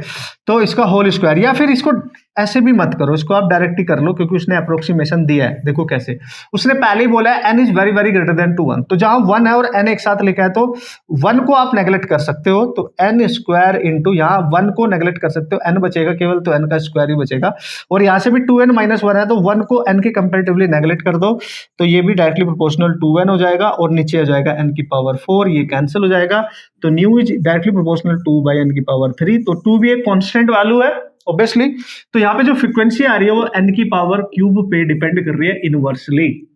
सो दिस इज द तरीका to handle this type of problem, hope so you guys understood, और इस टाइप के क्वेश्चन आएंगे तो आप इजीली हैंडल कर लोगे। ओके, मस्त है ना? यस सर मस्त है। कमेंट करके जरूर बताना है यार, आपको समझ आ रहा है, आपके कॉन्सेप्ट क्लियर हो रहे हैं, आपके डाउट क्लियर हो रहे हैं, ये बहुत जरूरी होता है ना, जब भी आप इस लेक्चर को देखें before your exam obviously, right. So आप, मेरे को पता होना चाहिए कि बच्चों की हेल्प हो रही है इससे। नेक्स्ट क्वेश्चन अगेन एक्टिविटी का, लेकिन बेस्ट प्रॉब्लम है, आईआईटी में आ चुकी है, तो डिक्टो ऐसे क्वेश्चन देखने को मिल जाते हैं आपके एग्जाम में, और हर क्वेश्चन से आपके सारे कॉन्सेप्ट रिवाइज होने वाले हैं। मैं बार बार बोल रहा हूँ, इसलिए बने रहना बॉस मेरे साथ यूगन फिजिक्स पे, आपके फिजिक्स को स्ट्रॉन्ग करने के लिए विद डिफरेंट टेक्निकल मेथड्स। तो let's see what is the next question guys. हालांकि इस टाइप के क्वेश्चन ऑलरेडी कर लिया, लेकिन ये भी कर लेते हैं तो और अच्छे से आपका माइंड सेटअप स्ट्रॉन्ग बन जाएगा। सो आफ्टर 280 डेज, उसने बोला आफ्टर 280 डेज, ध्यान से समझना, क्वेश्चन की लैंग्वेज समझना घना जरूरी होता है। 280 डेज, उसने बोला आफ्टर 280 डेज, इतने समय के बाद की बात कर रहा है। Activity of radio active sample is this, यानी जब आफ्टर सम टाइम एक्टिविटी की बात करते हैं तो आर से डिनोट करेंगे, और वो दे रखी है आपको 6000 डीपीएस। डीपीएस का मतलब होता है डिसइंटीग्रेशन पर सेकंड या डीके पर सेकंड यू कैन से। सो ये आर है, एक्टिविटी है उसकी, अगर आर किसी से भी डिनोट कर सकते हो, आर से या ए से, तुम्हारी मर्जी है। एक्टिविटी रिड्यूसेस टू 3000 डीपीएस, और ये एक्टिविटी रिड्यूस हो जाती है यानी डिक्रीज करती है, और ये आर डैश मान लेता हूं, ये 3000 डीपीएस हो जाती है। 3000 डीपीएस होने का मतलब जो पहले अमाउंट था उसकी जस्ट हाफ हो गई। 6000 था, अब 3000, तो जस्ट हाफ हो गई। और कितना समय लिया ऐसा होने में? आफ्टर अनदर 140 डेज, यानी पहले 280 डेज के बाद ये थी, अभी जब वो इस अपने इनिशियल अमाउंट से हाफ हो गई, यानी आप देख सकते हैं जो अमाउंट है ये अपने इनिशियल अमाउंट से हाफ हो चुकी है, तो इसने जो समय लिया ऐसा करने में वो 140 डेज लिए हैं। तो ये भी आप समझ गए होंगे कि समय भी हाफ है, तो ये हाफ लाइफ टाइम हो जाएगा इसका, यानी ये जो टी है ये इसका टी हाफ टाइम है। हाफ लाइफ टाइम है इसका, यानी इसके जस्ट आधे दिनों में वो अपनी इनिशियल एक्टिविटी का हाफ हो चुका है, तो ये टाइम पे डिपेंड करेगा उसका हाफ लाइफ है। तो यहां से आपको हाफ लाइफ मिल गया बच्चों, तो नो प्रॉब्लम, आप डायरेक्ट इस क्वेश्चन को बना सकते हैं, बस आपको सॉल्व क्या करना है वो ध्यान देना है ना। तो टोटल टाइम कितना है वो भी पता है, एन निकल जाएगा, टाइम हाफ लाइफ कितना है वो भी पता है। तो हम क्या करेंगे, टोटल टाइम ये है, आफ्टर इतने डेज इतनी इनिशियल एक्टिविटी थी, फिर इससे रिड्यूस होकर टाइम 140, तो हाफ लाइफ ये बन गई, ये टोटल इनिशियल टाइम हो गया, उसका टोटल टाइम ये है, हाफ लाइफ टाइम ये है, इसको हम टोटल टाइम कहेंगे, ठीक है। तो t equal to N into T half होता है, ये आपको पता है नंबर ऑफ हाफ लाइफ है, कितनी हाफ लाइफ वो वहां पे अपने आप को कंप्लीटली रिड्यूस करने के लिए बना रहा होगा। तो this is t total time, तो that is 280 days and n निकाल सकते हैं, ये है 140, तो n ऑब्वियसली यहां से 2 आएगा, मैंने करके दिखा दिया आपको, n ऑब्वियसली यहां से 2 आ जाएगा। बाकी आपको फॉर्मूला पता ही है, रेडियो एक्टिविटी का फॉर्मूला होता है ओरिजिनल ओवर 2 की पावर n, सिंपल, इसका आप यूज कर सकते हैं। और यहां से मेरे को निकालना क्या है, bye the way, the initial activity of sample in the DPS, क्योंकि ये आफ्टर वाली है, that is not initial but ये आफ्टर वाली है, फिर इसके बाद जब वो हाफ डेज में इसको रिड्यूस कर रहा है तो ये आफ्टर वाली है, तो यहां से आर नोट निकाल लेना और इनिशियल निकाल लेना, और आफ्टर वाली ये आपके पास है, ठीक है। तो बस हो गया। तो आफ्टर वाली, आफ्टर 280 डेज वाली जो इनिशियली है वो 6000 है, तो यहाँ पे 6000 लिखेंगे और यहाँ पे आर नोट निकाल लेंगे, और 2 की पावर 2 ही रहेगी, तो आर नोट आ जाएगा 6000 इंटू 4 गाइज, तो ये आ जाएगा 24000 डीपीएस। तो इनिशियली इतनी रही होगी उसके पास, इनिशियली इतना अमाउंट उसके पास कहीं ना कहीं रहा होगा, और फिर उसके 280 डेज बाद वो 24000 से 6000 बचा होगा, ये बचा हुआ अमाउंट है, समझ गए होंगे। Yes, that is your important thing, you have to understand here. तो ऐसे टेक्निकली स्ट्रॉन्ग क्वेश्चन होते हैं, ट्रिकी होते हैं, तो उनको आपको अंडरस्टैंड करना है। फॉर्मूले कॉन्सेप्ट ये सब हम रिवाइज कर चुके हैं, ये आपको अब पता होना चाहिए, ठीक है भाई। नेक्स्ट क्वेश्चन भी बहुत क्यूट सा और प्यारा सा क्वेश्चन है, अच्छे से एडजस्ट करके बनाया गया है। तो ऐसे क्वेश्चन आने के घने घने चांस होते हैं आपके एंट्रेंस एग्जामिनेशन में। So let's see what is the problem. तो बच्चों लोग, नेक्स्ट प्रॉब्लम है, the energy of photon is equal to the kinetic energy of photon, समझ लो, सॉरी एनर्जी ऑफ प्रोटॉन, है ना। वो बोल रहे हैं कि E फॉर प्रोटॉन, यानी ये पार्टिकल की तरह काम करेगा और ये फोटोन की एनर्जी के इक्वल है, ठीक है भाई। ये उसने पहले ही बोल दिया कि जो प्रोटॉन की एनर्जी होगी वो फोटोन की एनर्जी के इक्वल है, ये उसने बोल दिया है। Okay sir, so the energy of photon is E, और फोटोन की जो एनर्जी है वो ई है, मतलब इसको उसने ई नाम दिया है। तो जो प्रोटॉन की एनर्जी आएगी वो भी ई ही रहेगी, हम उसकी जगह ई लिख सकते हैं बाद में। और मैं आपको ये भी बता दूं, फोटोन की एनर्जी को कैसे लिखा जाता है, वो लिखा जाता है एच बाई लैम्डा लिख लो या एच न्यू लिख लो, ये होती है। लेकिन कोई पार्टिकल है उसकी एनर्जी को कैसे लिखा जाता है ना, उसकी एनर्जी को नहीं, वो तो चलो फॉर्मूला पे डिपेंड करेगा, कंडीशन क्या है उस पर डिपेंड करेगा किस टर्म्स में पूछ रहा है। Let lambda 1 be the de Broglie wavelength है, तो अब ये डी ब्रोगली वेवलेंथ की बात कर रहा है ऑफ प्रोटॉन। अगर प्रोटॉन के लिए डी ब्रोगली वेवलेंथ लैम्डा 1 है तो डी ब्रोगली वेवलेंथ होती है एनर्जी के टर्म्स में h over under root of 2mk। क्या यही होती है? बिल्कुल सर, यही होती है। तो ये जो k है ये एनर्जी ऑफ प्रोटॉन है, दिस इज प्रोटॉन, pr लिख दिया मैंने, समझ गए। और उसकी वेवलेंथ लैम्डा 1 है, और इसकी जगह मैं ये ई लिख सकता हूं क्योंकि दोनों की सेम है, ये ई इसकी जगह लिख सकता हूं। तो लैम्डा 1 को मैं लिख सकता हूं h over under root of 2m into E, ये मैं लिख सकता हूं simply guys. So lambda 2 be the wavelength of photon, ये यहां से निकाल ही लोगे, लैम्डा 2 है तो लैम्डा 2 आ जाएगा। तो देखो आप देख सकते हो लैम्डा 2 आ जाएगा आपका hc बाई ई, क्योंकि इसकी वैल्यू ई ही है, तो ये hc बाई ई लिख लो, या चूंकि हमें वेवलेंथ के टर्म्स में लिखना है तो ये वाला ना यूज करके मैंने ये वाला यूज कर लिया। तो बस हो गया। तो पूछ क्या रहा है सर, लैम्डा 1 ओवर लैम्डा 2 पूछ रहा है, तो इसको इससे डिवाइड कर दो, तो लैम्डा 1 ओवर लैम्डा 2, तो h बाई अंडर रूट में आ गया 2m इंटू ई, और डिवाइड में बच्चों आ जाएगा sc बाई ई, तो h कैंसिल हो जाएगा, e सबसे ऊपर जाएगा, तो e सबसे ऊपर जाएगा, c नीचे रहेगा, अंडर रूट में रहेगा 2m इंटू ई। तो आंसर उसने बोला है प्रोपोर्शनैलिटी के टर्म्स में, तो ई के टर्म्स में बताना। तो आपको दिख रहा होगा ये कांस्टेंट है, ये कांस्टेंट है, ये कांस्टेंट है। अगर मैं इसको पूरे पे रूट लगा दूं, क्योंकि इस पे रूट नहीं है, इस पे तो है, तो इसको स्क्वायर में लिखना पड़ेगा, और नीचे वाला ई एज इट इज रहेगा, ये कैंसिल हो जाएगा। तो यहां से जो लैम्डा 1 ओवर लैम्डा 2 आएगा बच्चों डायरेक्टली प्रोपोर्शनल होएगा अंडर रूट ऑफ ई के, अंडर रूट ऑफ ई के, है ना, या e की पावर 1/2, जो भी ऑप्शन में आपको गिवन है। So here is the wavelength for the both the particles, that is the ratio which is depend upon the e, the energy of photon. So in this way, right. तो आसान है, बढ़िया है, tricky है। तो इस तरीके से आपको कंसेप्ट का यूज करना, फॉर्मूले का यूज करना बेहतरीन तरीके से आना चाहिए। And this is the actual meaning of this series कि आपको ये सीखने को मिले और आप बच्चे इसमें स्ट्रांग बने। नेक्स्ट क्वेश्चन तो एक नंबर खतरनाक प्रॉब्लम है, एक नंबर कंसेप्चुअल स्ट्रांग क्वेश्चन है, लेकिन हिस्ट्री रही है मेंस और आईआईटी में कि इस टाइप के क्वेश्चन बहुत ज्यादा देखे गए हैं बार बार। तो इस बार जो आपका लास्ट ईयर 2025 में इस बार मतलब आपका जो पेपर आया था उसमें बहुत स्ट्रॉन्ग क्वेश्चन जो पूछे गए थे वो इसी काइंड ऑफ कैटेगरी के प्रॉब्लम होती हैं। और ऐसे जब आप प्रैक्टिस करके जाएंगे ऑब्वियसली अब नए क्वेश्चन जब इसी तरीके से आएंगे तो आपको डर बिल्कुल भी नहीं लगेगा, आपको अप्रोच पता होगा, आप उसको फिर सॉल्व कर पाएंगे, राइट। चलो भाई बच्चों, नेक्स्ट प्रॉब्लम को देख लिया जाए। Electric potential between a proton and electron. तो एक प्रोटॉन है और एक आपका इलेक्ट्रॉन है, एक पॉजिटिवली चार्ज एक नेगेटिवली चार्ज। तो ऑब्वियसली दोनों एक दूसरे को क्या करेंगे, अट्रैक्ट करेंगे।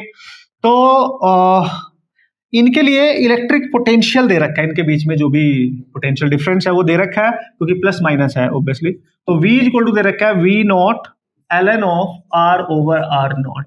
नेचुरल लॉग का फंक्शन है पोटेंशियल जो दे रखा है, ध्यान रखने का। R naught is some constant value, so assuming Bohr model to be applicable, that's why this is very important. तो यहाँ पे बोहर मॉडल अप्लाई करेंगे और उसके बोहर मॉडल के जितने भी कंसेप्ट है वो कहीं ना कहीं यहाँ पे यूज करने को आपको मिलेंगे। दैट्स व्हाई क्वेश्चन अच्छे हो जाते हैं क्योंकि मल्टी कॉन्सेप्ट हो जाते हैं यहाँ पे, इसीलिए क्वेश्चन अच्छे बन जाते हैं।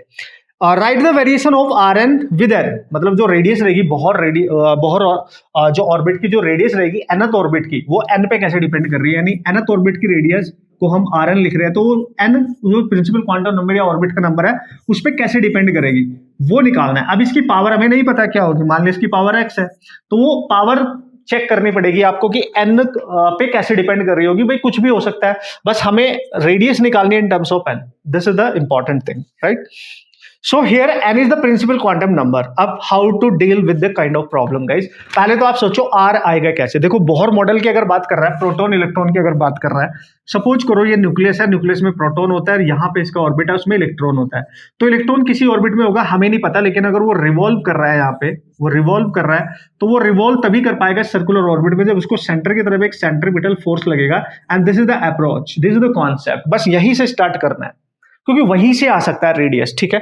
तो ये कॉन्सेप्ट आपने अप्लाई करना है और ये इलेक्ट्रॉन उस ऑर्बिट में तभी रिवॉल्व कर पाएगा क्योंकि वो स्टेबल ऑर्बिट होना चाहिए, उसका angular momentum n times of h/2π होना चाहिए, ये भी यूज होगा, है ना। तभी तो बोहर मॉडल का एप्लीकेशन करवा रहा है। तो सबसे पहले बिना सोचे समझे लिख लो कि ये जो फोर्स होगा यहाँ पे ऑब्वियसली इलेक्ट्रोस्टैटिक फोर्स है क्योंकि प्रोटॉन और इलेक्ट्रॉन के बीच है, लेकिन ये हमें प्रोवाइड करेगा mv²/r।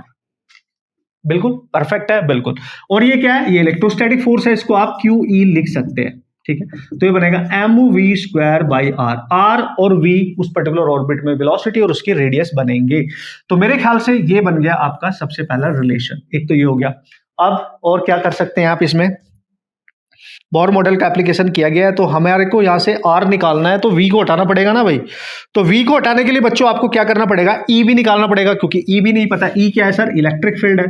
This is your electric field, है ना, this is your electric field. तो ये भी आपको फाइंड करना है, ओके सर। और v भी नहीं पता है, वो भी निकालना है, बिल्कुल सर। तो कैसे करूं, तो v तो देखो आ जाएगा एंगुलर मोमेंटम के कंसेप्ट। तो एंगुलर मोमेंटम क्या होता है, nh/2π। n उस ऑर्बिट का नंबर है, हमें नहीं पता क्या होगा, और l को आप लिख सकते हो mvr। तो ये बनेगा nh/2π। तो भाई लोग मैं ये कर सकता हूं, यहां से v निकाल लेता हूं, v आ जाएगा nh/2π इंटू mr। यहां से v निकाल लिया मैंने, ये वाला v, mr नीचे चला जाएगा और v को यहां पे पुट कर देते हैं। तो फिलहाल जब यहां पे पुट करोगे ना तो यह आएगा QE = m/r और v की जगह मैं लिख लूंगा nh/2π mr, nh/2π m into r, ठीक है। तो इसका होल स्क्वायर भी बनेगा और एक m कैंसिल होगा क्योंकि ये स्क्वायर है, ठीक है। एक m कैंसिल होगा तो QE = बन जाएगा बच्चे यहाँ पे n²h²/r इंटू 4π², और यहाँ पे एक m बचेगा और r का स्क्वायर हो जाएगा इंटू एक m बचेगा। अगर आप बच्चों देख रहे होंगे सब कुछ कांस्टेंट है n स्क्वायर को छोड़ के, और ये Q भी कांस्टेंट है, E और n को ले लो फिलहाल, बाकी सब कुछ कांस्टेंट है, ठीक है। तो मैं यहाँ E को लेता हूँ, इलेक्ट्रिक फील्ड n की पावर 2 पे डिपेंड कर रहा है। अभी इलेक्ट्रिक फील्ड अगर मिल गया तो बात बन जाएगी। ओहो सॉरी, r स्क्वायर भी था क्योंकि वही तो निकालना है, तो r स्क्वायर भी तो है, इतना ले लो, बाकी सब कांस्टेंट वैल्यू है। अब इलेक्ट्रिक फील्ड कहां से निकाले भाई, पोटेंशियल दे रखा है और आप सब बच्चों को पता है जब पोटेंशियल गिवन होता है तो इलेक्ट्रिक फील्ड क्या होता है, minus dV over d r. Just differentiate करना है विद रिस्पेक्ट टू आर क्योंकि ये कांस्टेंट है। तो जब मैं यहां से ई निकालूंगा तो उसका मैग्नीट्यूड निकालूंगा, माइनस प्लस हो जाएगा, तो यहां से वी नोट लिख लेंगे और ln ऑफ x का डिफरेंशिएशन 1/x होता है यानी r बाई आर नोट हो जाएगा और r बाई आर नोट का इंटू करके r का 1 हो जाएगा तो 1/r नोट लिखना है और ये हो गया कैंसिल। ये ध्यान रखना, पहले फंक्शन का करेंगे तो ln ऑफ x इसको अगर मैं मान लूं तो 1/x होगा इंटू r/r नोट का भी तो करोगे तो r का 1 हो जाएगा तो 1/r नोट बचेगा। ठीक है, तो यहां पे जो e आ रहा है वो v नोट बाई r बच रहा है। तो अगर मैं यहां पे लिखूं v naught by r into n square by r square, यही बच रहा है ना भाई, ठीक है ना, यही बच रहा है आपके पास। सो बस ठीक है, यही बच रहा है। और क्या कैलकुलेट किया जा सकता है, और तो कुछ मेरे को नज़र नहीं आ रहा है। अच्छा, ये n यहाँ से v निकाला, NH2 पाई mr किया और वहाँ पे स्क्वायर किया, n का स्क्वायर हो गया, r का स्क्वायर हो गया। तो और कोई r था हमारे पास बाय द वे पहले, oh my God, this is my mistake guys, r square into r, एक आर ये भी तो था तो आर क्यूब है ये, this is r cube, this is r cube. Calculation आपने चेक कर लेनी है, दिस इज आर क्यूब और ये वी नोट पहले बोला उसने कांस्टेंट है, एक आर आपका कैंसिल हो जाएगा तो ये आर स्क्वायर इधर आएगा और डायरेक्टली प्रोपोर्शनल स्क्वायर तो r is directly proportional to n आएगा। तो दिस इज फाइनल रिलेशन की जो रेडियस होगी उस बोहर ऑर्बिट उस nth ऑर्बिट में वो n की पावर 1 पे ही डिपेंड कर रही है and that is the process, that is the तरीका to handle this kind of complex type of problem जिसमें मल्टीपल कंसेप्ट कहीं ना कहीं यूज होते हैं, लेकिन ब्यूटीफुल प्रॉब्लम है, ब्यूटीफुली आप सॉल्व कर पाएंगे। Sorry guys, next problem again that is seriously very very amazing concept, लेकिन इस टाइप का क्वेश्चन ऑलरेडी मैंने आपको बता दिया कैसे हैंडल करना है। तो यही ब्यूटी है इन सारे क्वेश्चंस की। कुछ क्वेश्चंस और बचे हैं, आपको completely atom nuclei dual nature के कंप्लीट फॉर्मूले कॉन्सेप्ट रिवाइज हो जाएंगे और डिफिकल्ट से डिफिकल्ट क्वेश्चन सॉल्व हो जाएंगे, राइट? ओके बच्चों, सो let's see what is the next problem and the concept. IIT 1999 में आया था, तो दिस काइंड ऑफ प्रॉब्लम जो बेसिक फंडामेंटल कॉन्सेप्ट पे होती है तो एज इट इज आ जाती है। ठीक है, particle of mass m at rest decays into two particle of mass m1 and m2। एक पार्टिकल है, let's see this is the particle जिसका मास m है और ये इनिशियली रेस्ट पे है। अगर हम इसका इनिशियल मोमेंटम इसका देखेंगे तो जीरो ही रहेगा क्योंकि रेस्ट पे है। ठीक है, फिर वो बोल रहे हैं डीके हो जाता है, मतलब इससे दो पार्टिकल और बन जाते हैं। तो ऑब्वियसली अगर डीके हो रहा है तो वो एक कॉन्टिन्यूअस प्रोसेस होता है। तो एक पार्टिकल बन गया इससे, दूसरा पार्टिकल बन गया इससे, इसका मास है m1, इसका m2, दो पार्टिकल में अगर ये डीके होगा तो guys obviously they have non zero velocities, तो इनके पास अपनी वेलोसिटी भी होगी, लेट्स सी v1, इसके पास वेलोसिटी होगी लेट्स सी v2, तो they are moving with their particular velocities, है ना, जिससे वो पार्टिकल बने वो रेस्ट पे है, बाकी दोनों मूव कर रहे हैं। तो बच्चों यहाँ पे ना ऐसे क्वेश्चंस करने के लिए ना the ratio of D Broglie wavelength बताना इन पार्टिकल का। जब ये पार्टिकल यहाँ से डीके होके जा रहे होंगे तो इनसे एनर्जी रिलीज हो रही है, तो वेवलेंथ निकल रही है λ1 की, ये λ2 की, और डी ब्रोगली वेवलेंथ की बात कर रहा है। सो डी ब्रोगली की जब हम बात करते हैं ना, डी ब्रोगली पूछ रहा है, हाँ, डी ब्रोगली वेवलेंथ की जब बात करते हैं ना तो ऑब्वियसली लैम्डा आपके दिमाग में आता है h/p, ठीक है, और अगर मोमेंटम नहीं दे रखा है तो mv यानी वेलोसिटीज का यहाँ पे टर्म यूज करा गया है, तो इस तरीके से आप इसको रिलेट कर सकते हो। लेकिन सर कॉन्सेप्ट क्या है, निकालेंगे कैसे भाई, है ना, λ1 λ2 का रेशियो निकालना है तो निकालेंगे कैसे, तो निकाल लो। तो लैम्डा यहाँ पे टोटली डिपेंड कर रहा है, मास m1 एंड m2 है तो मास और वेलोसिटी पे डिपेंड कर रहा है, यानी mv के इनवर्सली प्रोपोर्शनल है। तो λ1 ओवर λ2 को हम लिख सकते हैं, m2 ऊपर जाएगा, m1 नीचे आएगा, v2 ऊपर जाएगा, v1 नीचे आएगा। अब ये रेशियो हमें निकालना है कि वेलोसिटीज का रेशियो होगा क्या बाय द वे, ठीक है, क्योंकि मास m1 m2 तो बोला है लेकिन उसने v1 v2 नहीं बोला है, बस नॉन जीरो वेलोसिटीज बोली है। तो ऐसे केस में चूंकि इससे डीके हो गया तो हमेशा मोमेंटम कंजर्वेशन यूज करो। मोमेंटम कंजर्वेशन यूज करोगे तो initial momentum equal to system का फाइनल, इनिशियली जीरो है, दो पार्टिकल बाद में बन गया तो फाइनल होगा, यानी m1 v1 plus m2 guys v2 हो जाएगा। तो इसको इधर लेके आओ या इसको इधर लेके जाओ तो आप देख सकते हो रेशियो माइनस में आ जाएगा m1 और v1। तो मैं किसी को भी रिप्लेस कर दो, आपकी मर्जी है। तो v2 बाई v1 जब यहां से निकालेंगे माइनस m1 ओवर m2 आप लिख सकते हैं। तो यहाँ पुट करेंगे तो ये बनेगा guys λ1 over λ2 that will be equal to m2 over m1 into यहाँ पे v2 बाई v1 की जगह लिख देंगे minus of m1 over m2। Now you can see ये कैंसिल हो रहा है और यहाँ -1 बच रहा है, तो λ1 over λ2 that is -1, this ratio is equal to -1। है ना, प्यारा सा क्यूट सा क्वेश्चन, कोई तकलीफ नहीं होनी चाहिए। नेक्स्ट क्वेश्चन अगर आया ना भाई, वो तो बिल्कुल डिक्टो ही आएगा, इसलिए बहुत ध्यान से देख लेना और बहुत अच्छे से कर भी लेना, है ना। आईआईटी में आ चुका है, लेकिन नेक्स्ट क्वेश्चन ये जो भी है ये डिक्टो ही आएगा अगर आपके एग्जाम में पूछा गया, राइट। ओके बच्चों, सो देख लेते हैं क्या है जिसकी मैं तारीफ ही कर रहा हूँ और डिक्टो आने के लिए बोल रहा हूँ। So this is about the binding energy. Binding energy per nucleon versus mass number curve दे रखा है, वो कर्व आपने पढ़ा भी होगा, अच्छे से पढ़ना भी चाहिए, इस पर क्वेश्चन आते रहते हैं। तो डायग्राम में शायद थोड़ी सी क्लैरिटी नहीं होगी, तो मैं यहाँ पे बना दे रहा हूँ मास नंबर ऑफ न्यूक्लियाई, तो ए लिख देंगे इधर, और यहाँ पे बाइंडिंग एनर्जी लिखेंगे। बाइंडिंग एनर्जी पर न्यूक्लियन का मतलब ए यानी मास नंबर से डिवाइड किया जाता है, मतलब ये जो ए होता है उससे डिवाइड करके बाइंडिंग एनर्जी को लिख दिया जाता है मेगा इलेक्ट्रॉन वोल्ट में। इसका आंसर, इसका जो डेटा होता है वो गिवन होता है, ठीक है, मेगा इलेक्ट्रॉन वोल्ट। तो भाई ग्राफ को अगर आप ध्यान से देखेंगे बच्चों, कुछ इस तरीके का ग्राफ है, फिर ऐसे फिर ऐसे फिर ऐसे ग्राफ है। तो यहां से स्टार्ट हुआ है और यहां पे उसने बोला कि एक न्यूक्लियस है जेड, कोई जेड नाम दिया है, और उसका जो मास नंबर रहेगा वो 30 रहेगा, और उसकी जो बाइंडिंग एनर्जी है वो 5 मेगा इलेक्ट्रॉन वोल्ट में, ध्यान रखना this is mega electron volt, 5 है, ठीक है, इतने पे। और ये बाइंडिंग एनर्जी पर न्यूक्लियन है, और हमें बाइंडिंग एनर्जी निकालनी पड़ती है, ये पर न्यूक्लियन है ये वाली, ठीक है, 5 मेगा इलेक्ट्रॉन वोल्ट है जेड की। फिर यहां से इस ग्राफ का एक और न्यूक्लियस उसने दिया है, इसने बोला ये जो न्यूक्लियस है ये W है, और W की 7.5 दे रखी है, दिस इज 7.5 पर न्यूक्लियन है। फिर यहाँ पे ऊपर को थोड़ा सा X, कोई न्यूक्लियस है तो ये X है, और X की बच्चों दे रखी है 7.5, no no no this is not 7.5, this is 8, this is 8, ये दे रखी है 8, ठीक है। उसके बाद यहां पे Y है कोई, और Y सबसे टॉप पे है और उसकी दे रखी है 8.5, और याद करो सबसे ज्यादा होती है आयरन की, ठीक है, सबसे ज्यादा बाइंडिंग एनर्जी, यानी यहां से यहां तक बढ़ती है as the mass number increases binding energy increases, वो आयरन तक इंक्रीज करता है, एक इंक्रीज करने से बाइंडिंग एनर्जी इंक्रीज करती है, इस बात का आप ख्याल रखेंगे।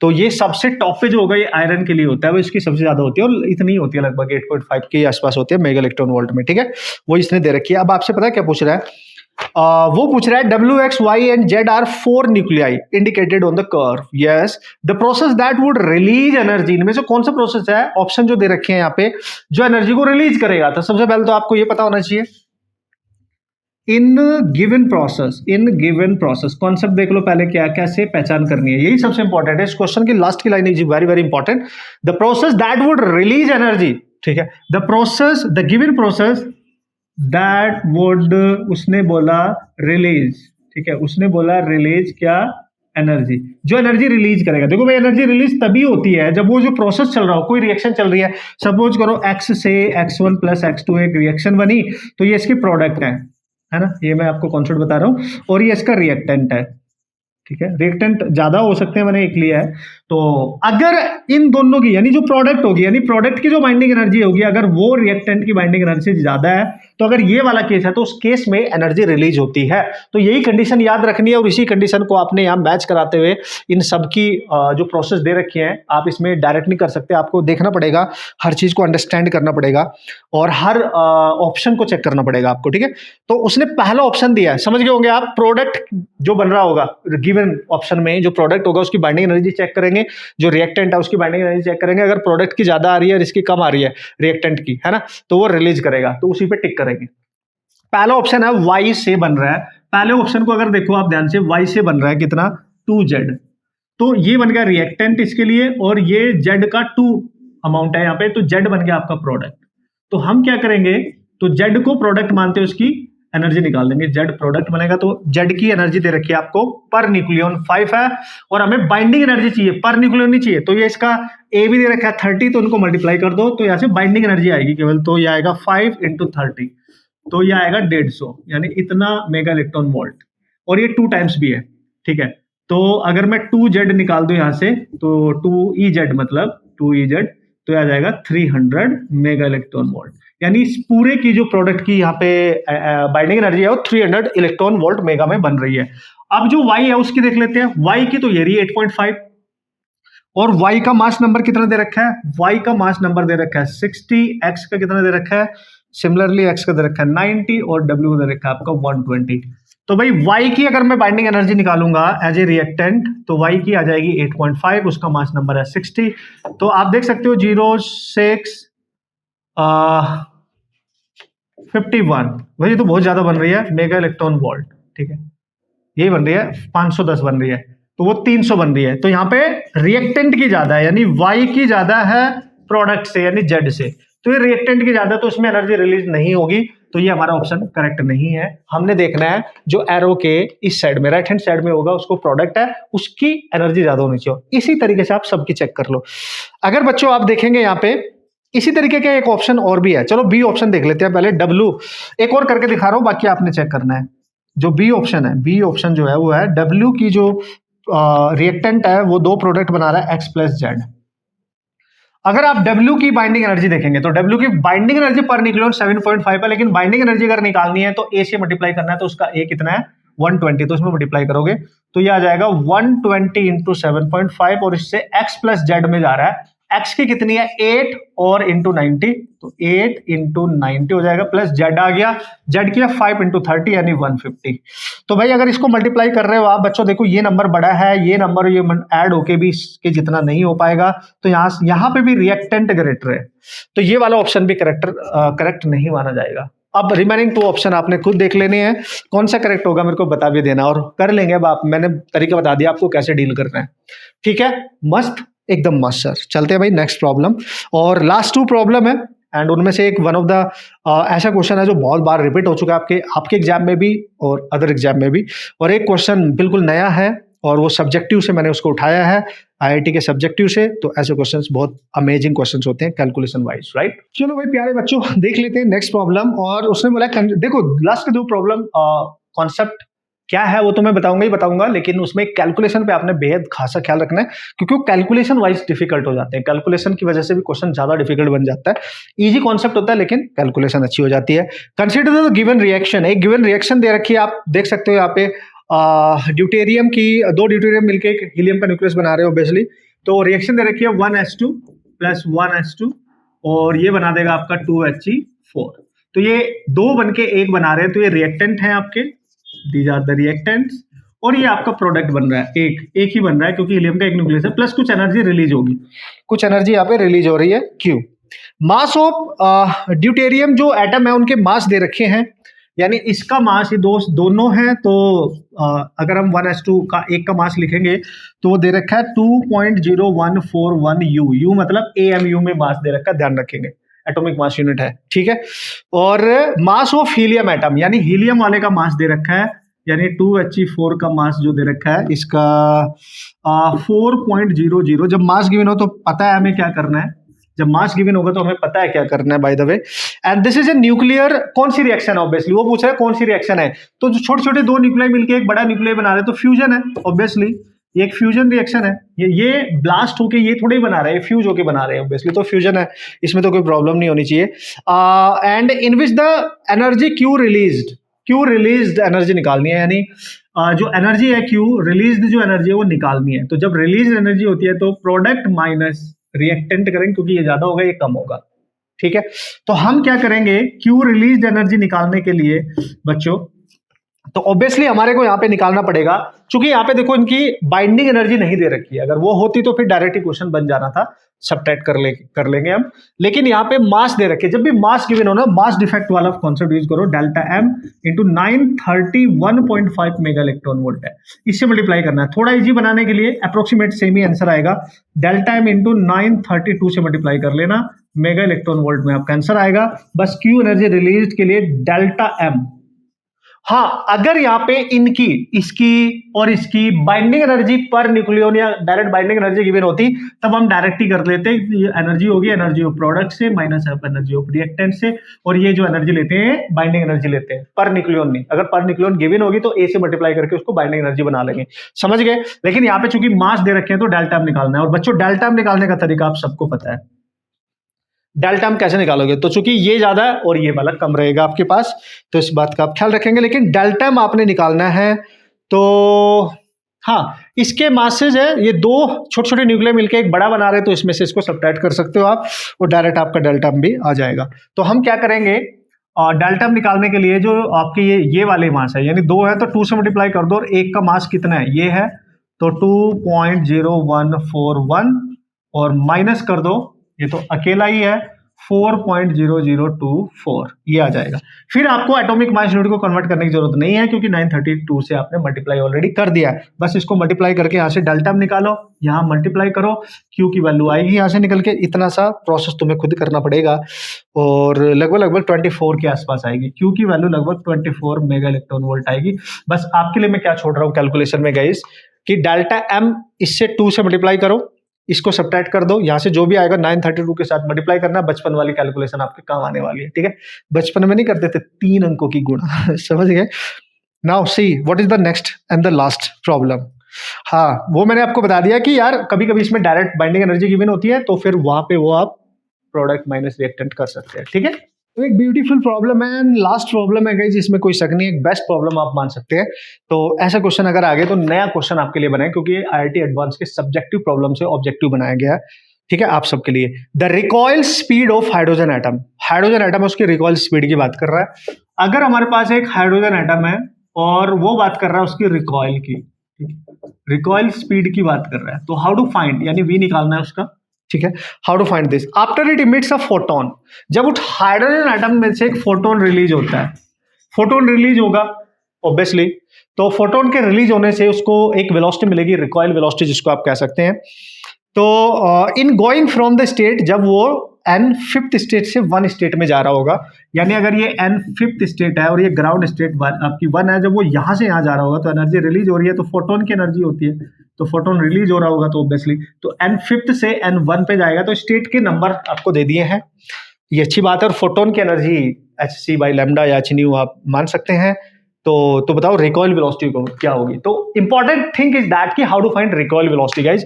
यहां से आप निकाल क्या सकते हो, बस ये देखो, फोटोन की वेवलेंथ निकाल सकते हो, और एक बार वेवलेंथ आ गई है तो सीरीज वाला केस बन जाएगा कि 5th से 1 पे जा रहा है, तो ऑर्बिटल नंबर भी दे दिया। तो लैम्डा कैसे निकालोगे, 1/λ इक्वल टू होता है RZ², और 1 बाई, और हाइड्रोजन है तो Z1 हो जाएगा, तो R is the Rydberg constant as it is रखेंगे, समझ गए होंगे आप। Z मैंने 1 कर दिया है, और ये इससे इसमें जा रहा है, तो जिसमें जा रहा है वो फाइनल स्टेट है, ये इनिशियल स्टेट है, तो जिसमें जा रहा है उसको यहाँ पे लिखेंगे, यानी दिस वन, ये वाली और दिस वाली। तो N ये आपकी फाइनल स्टेट बनेगी और ये आपकी इनिशियल स्टेट बनेगी, ठीक है। तो 1/λ equal to R Rydberg constant बनेगा गाइस, और 1/1 का स्क्वायर माइनस 1/5 का स्क्वायर।